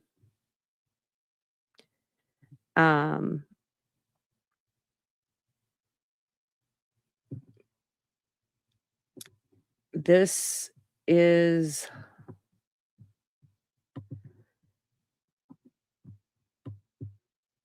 I don't know how long the trial is going to be. This is a video of their supporters. They're wearing shirts, a lot of them with Karmelo Anthony's face on it. And if they were out there with the bullhorn, people tried to record them and tried to ask them questions and stuff like that. I say just leave them alone. Let them do what they are doing. If they're just out there with the bullhorn and, shouting things and doing all this outside of the buffer zone where they're allowed to be, they're allowed to do it. As long as they're not causing chaos or being violent or anything like that. And people have the right, same for people that go out there and support Carmelo or Austin Metcalf.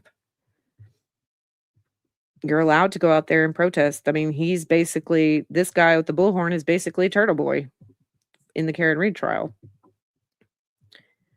Let's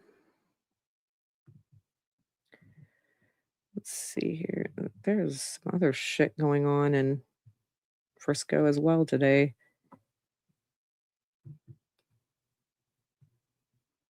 Where is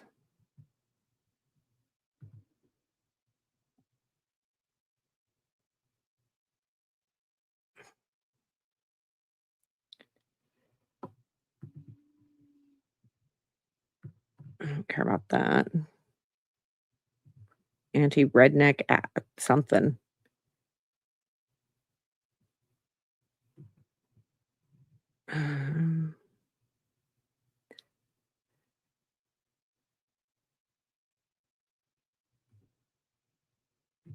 Let me see here.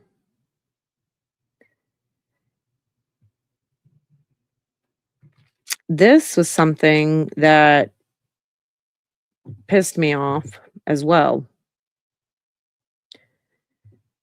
That was going around the first day of jury selection.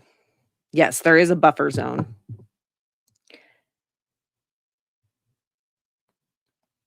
This is something that I hope was not seen or given to a potential juror.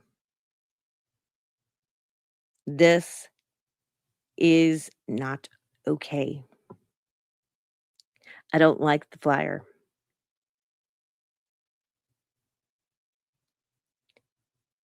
Now, while I can,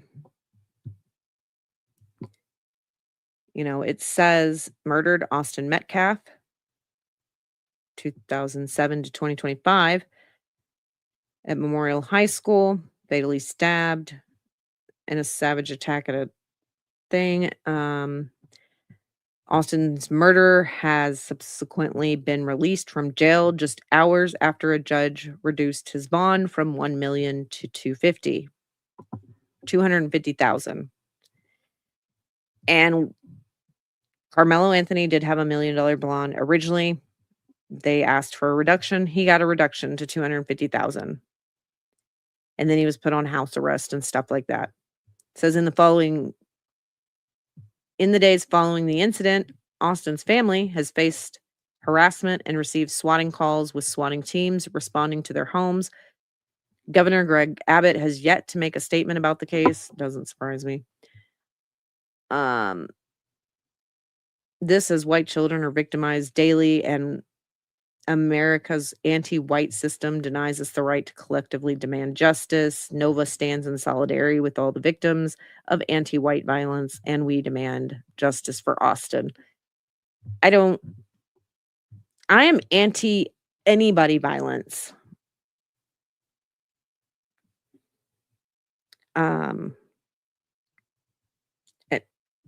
I don't like this flyer either, because this is the shit that cannot influence jurors. They don't need to see any of this. It's nonsense to me.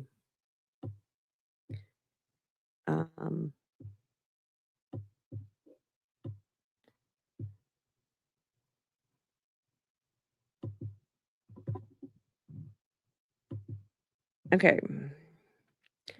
There was a woman that was escorted out day one, and they accused her of jury tampering.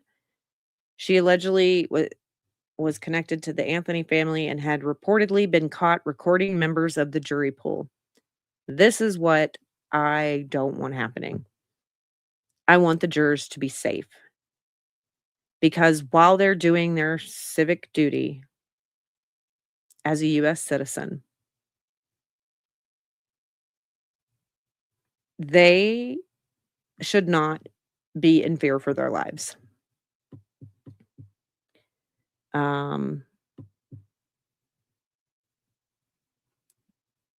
They're live streaming, wearing certain things.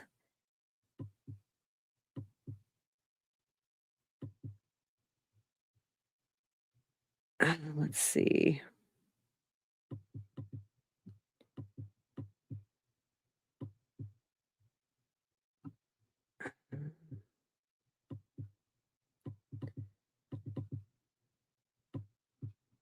So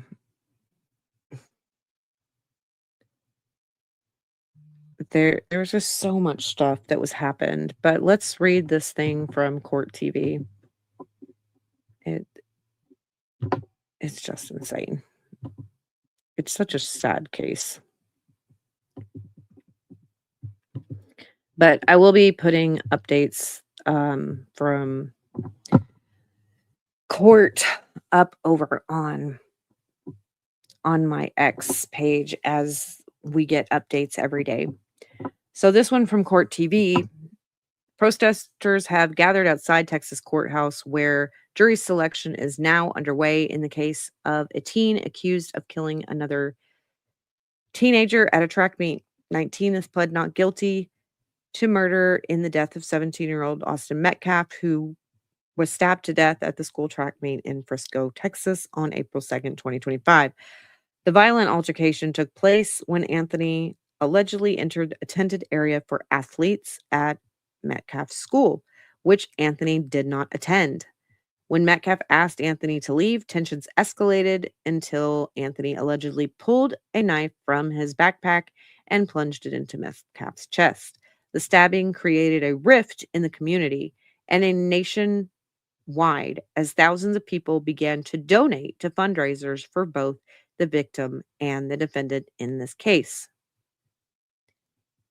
Karmelo Anthony's fundraiser had raised more than $600,000 by June 3rd.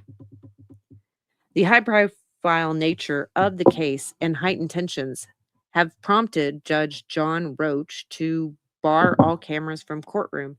While the media will be permitted to attend the trials, reporters will only be allowed to take notes.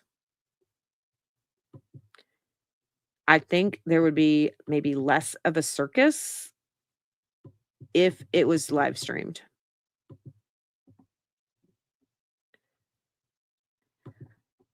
Court TV's Cody Thomas is in McKinney for the trial and reported that barricades have been put up in the courtroom to prevent any interference with the jury.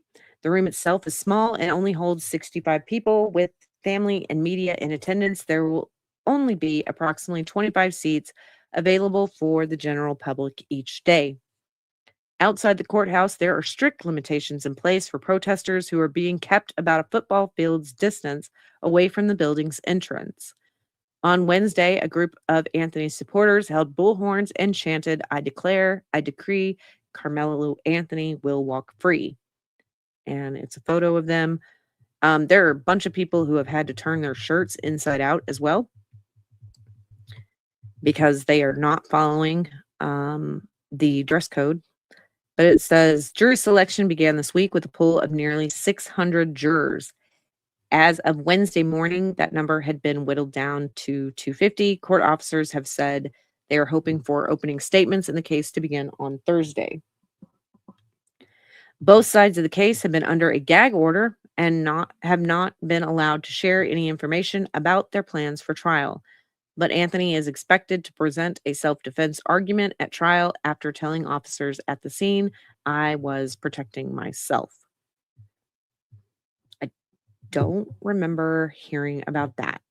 Maybe he did. Maybe I did report on it and I'm just forgetting because I so quickly decided not to cover the case bit by bit. But it did get dwindled down and opening statements should start tomorrow. Okay. Now, for my week. Some of you may have noticed my name and my tagline under my name is hypofat because I was having a bunch of issues this past week with my intercystitis acting up. And it causes a lot of pain and inflammation and everything else. There was an infection. My white blood cell count was high. Um, and so I went in and they ran tests. And not only was my white blood cell count high and a bunch of other labs off, they determined that I have hypothyroidism, which, yay me, could explain some things recently. But I have had the opposite. I've had hyperthyroid before. And I got down to 106 pounds. And I was looking a little bit like a Laura Owens. My self confidence was high because I'm like, oh, bitch, I'm skinny. And looking back, I'm like, no, that is too skinny. Never want to be that skinny again. But I got my thyroid acting fine. It had been acting normal. And so apparently now it's decided to go in the other direction, which could explain some of the sweating that I had been doing, being hotter than normal. Because last time, a lot of the symptoms, aside from the throwing up all the time, which was just random, um, felt a lot of like menopausal symptoms. So it didn't dawn on me that it was my thyroid back then.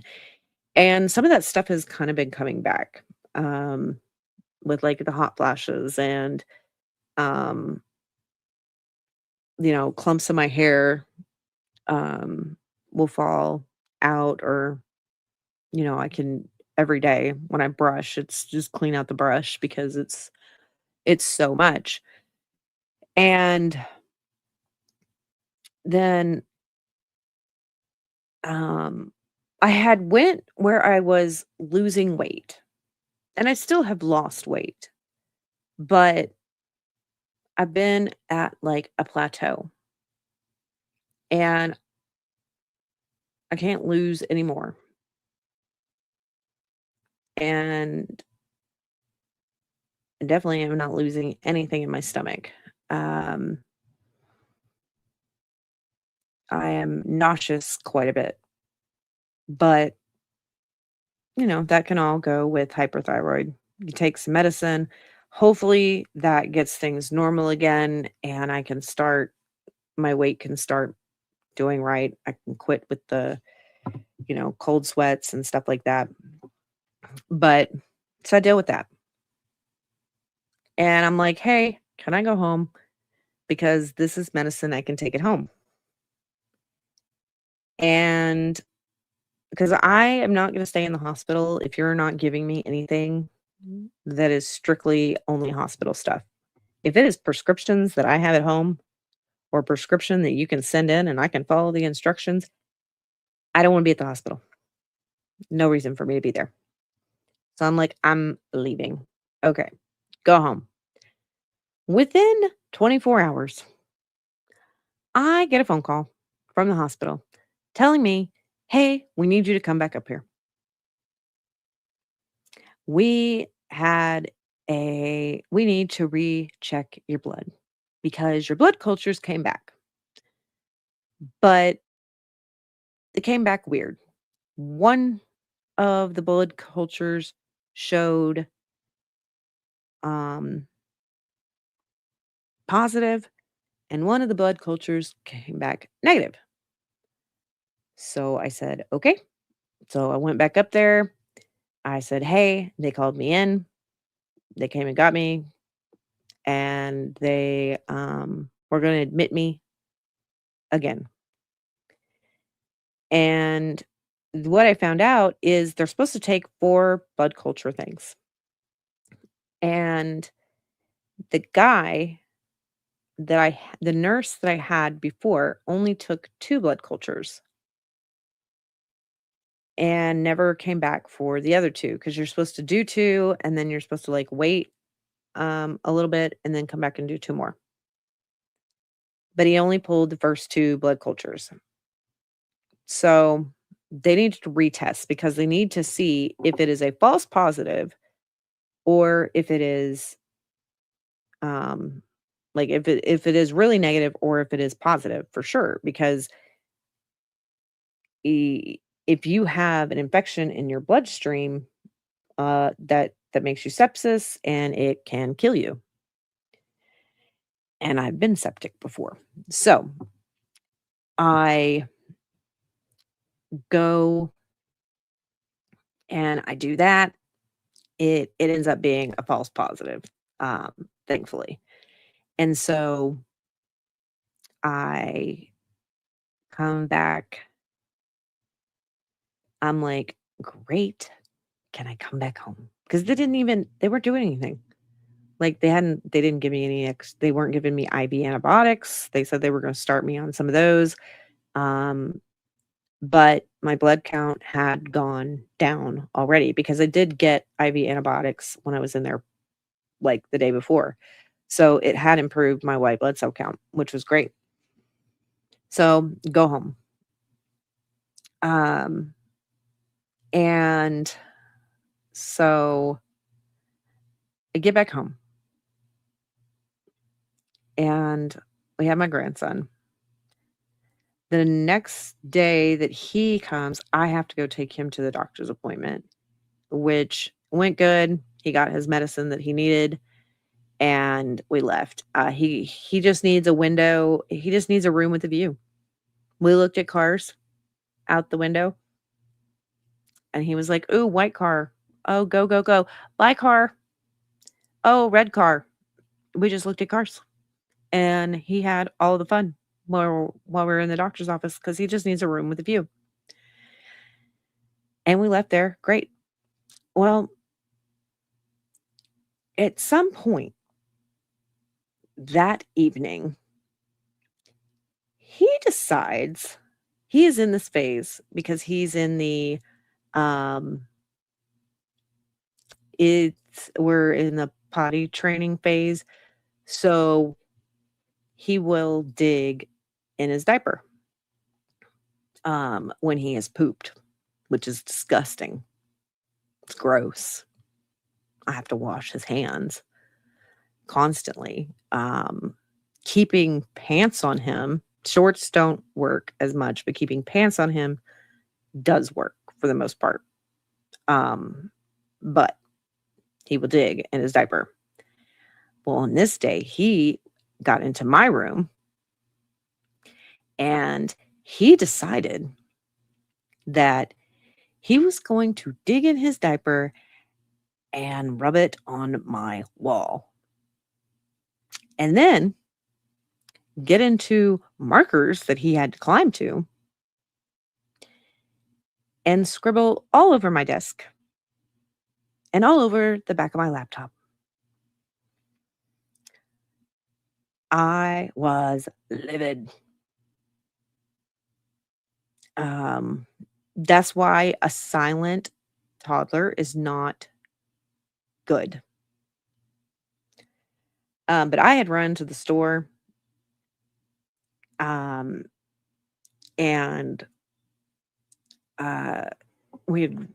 daughter had went into the bathroom for just a minute and all this had gotten done. And I don't think my daughter realized I went to the store and that my mom was not in the living room either. But so now I make sure that I just lock my door. If I am not here, my door is locked so that he cannot come in here. And all, like, the dangerous stuff is, like, put up, and he's blocked from all that stuff, like, he can't get into any of that stuff. Hello, Belly May. Um, but I was like, "Oh my god." I'm, like, scrubbing my walls, getting him stripped, cleaning his hands with nail brushes to make sure that we get under his nails if anything got under there, 'cause, ugh, it just ew. And so we did all that. All that was done. Okay, great. Um, then after that, everything was pretty good. And then it was Saturday, and it was time for my daughter to take her driver's test, which went good. She got her license. Um, she actually got her car yesterday. She bought it with her own money. Very proud of her. And um, we were going to go get breakfast before she had to go to work. She was doing her driver's test, and then, like, we had an hour to waste before she had to be at work. And so at like 9 a.m., we were just going to go grab some breakfast. Well, I get a flat tire. And my flat tire, we had a nice guy that came up and was going to help us with the tire and got everything out, was going to put the spare on so that I could just go to a tire shop and get me a new tire.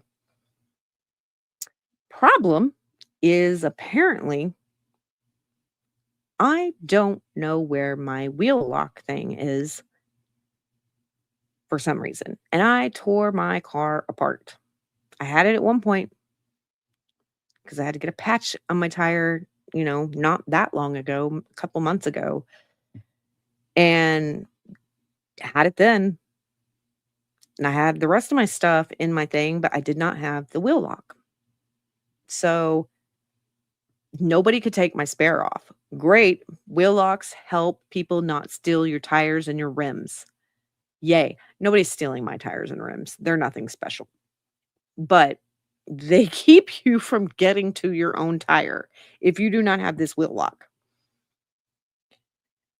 So I went to I was like, okay, I pulled into it. I was in the Walmart parking lot already. So I pulled around to the auto section and was like, hey, do y'all have something that y'all can do this with? They said no.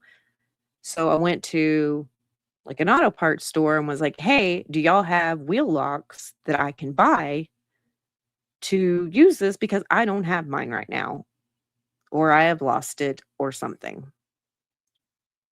And I buy one. I'm like, great. I'm going to call. I even called like AAA and asked them, hey, do y'all have one? They said no. Okay. So I canceled that, called them back, said, hey, I got a wheel lock. The auto parts store had it. Can y'all come? And so I had them come out so that they could take my tire off. And it didn't work. The wheel lock was not the right match. So I had to have my mom come back and get me, take me back to the auto parts store, return that, then go to, I went to the dealership where I bought my car to see if they had one I could buy or one I could use or something so that they could take my car off. Well, they do. They have a master wheel lock set, but they will only do it if my vehicle's there. They can't take these things off the premise because I'm like, well, can't y'all do like a courtesy drive? And since it's still on you, they said no. So I was like, okay, great. So I found out before that if I am only going like 7 miles or less away, that it's not going to add any charges to my thing. So I call AAA back and I am like, hey, I need a tow now because I need y'all to tow my vehicle to the dealership. So that happens. Of course, the waiting and all that happens. And they put my spare on and they changed things so that the tire place would be able to put a new tire on and everything like that. And I wasn't going to have the wheel lock problem. And so great, got that. Then I went to the tire place that I normally get tires from, and I didn't really like the price. So I went to this other place that I've been to before too. Is kind of like the backup that they refer you to if you don't have this, if they don't have what you're looking for. But they were going to charge me more, so I was like, okay, now I need gas. Then I went back to the original tire shop that I was at right before they closed and got my tire. And that was at around 6:30ish, 9 a.m. to 6:30ish, dealing with this fucking tire because I didn't have the wheel lock. I had other plans for Saturday. I was going to go to breakfast with or take my grandson out for like a late lunch or something.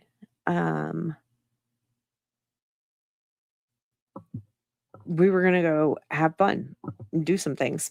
But after having to spend money at the license place, then having to put get them to take my tire off and the wheel lock off and change like the lug nuts and things like that so I would have access to my tire. And then having to buy this tire, not in my financial that was not my financial plan for that day. That cost a lot of money. And I was like, "Oh my god." Like, it was just supposed to be a happy day where my daughter got her license, and then no. Not in Ducky's life. Ducky's life, it's like, no, let's shit on you some more." So, that was my Saturday. And then, after that, things were just, like, normal. Although I was worried with my daughter driving because she was driving in rush hour, in a busy city where she went to go get her vehicle, and then it started pouring down rain when she started driving back on an interstate and she hasn't really driven interstates that much, but she did good. She got her insurance and everything. Like, she did so good. I'm so proud of her. But yeah, it had been a busy week. So even if I would have been able to have the availability to stream last week, I wouldn't have had the availability last week. Thankfully, every week is not like that, but it was just insane because why? But everything is good now. I've started my medication, and hopefully I can not be hypo-fat. And I got hypo-fat because that is my pork bacon name, since we are all pig names of some sort, pork names. So my name is hypo-fat. And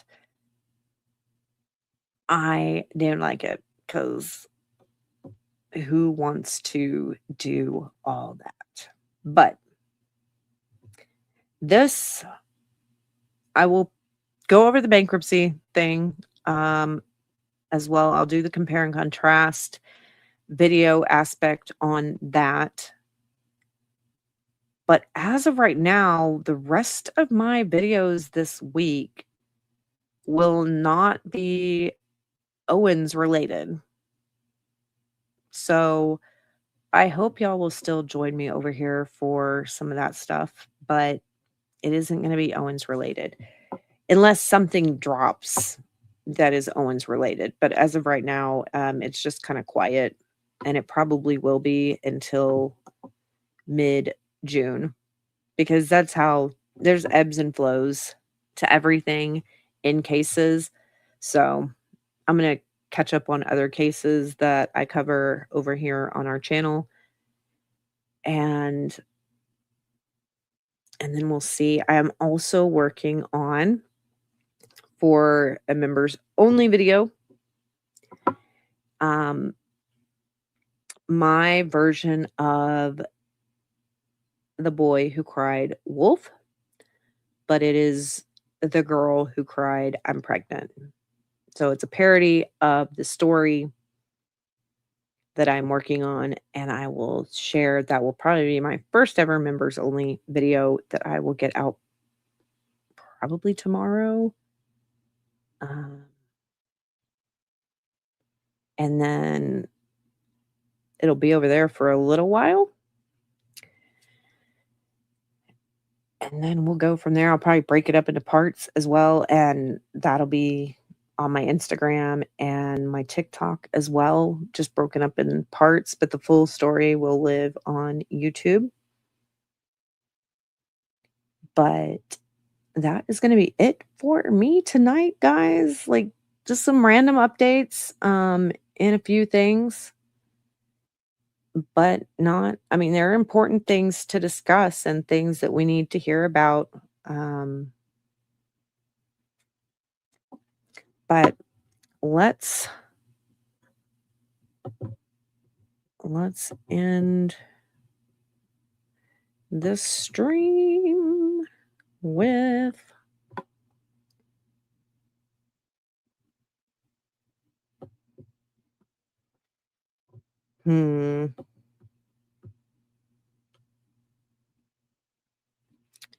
yeah, well,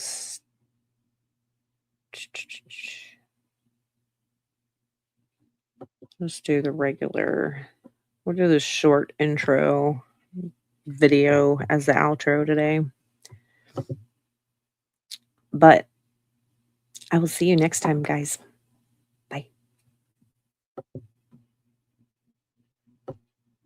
Loud little ducky and her ducklings always seeking justice and truth. This ducky won't be silenced by the haters, seeking out the facts while providing the receipts. She is loud with her opinions in this cruel world of villains. This ducky will talk, give her sass, while still keeping her class. So join in the pond with the ducklings from all over the place.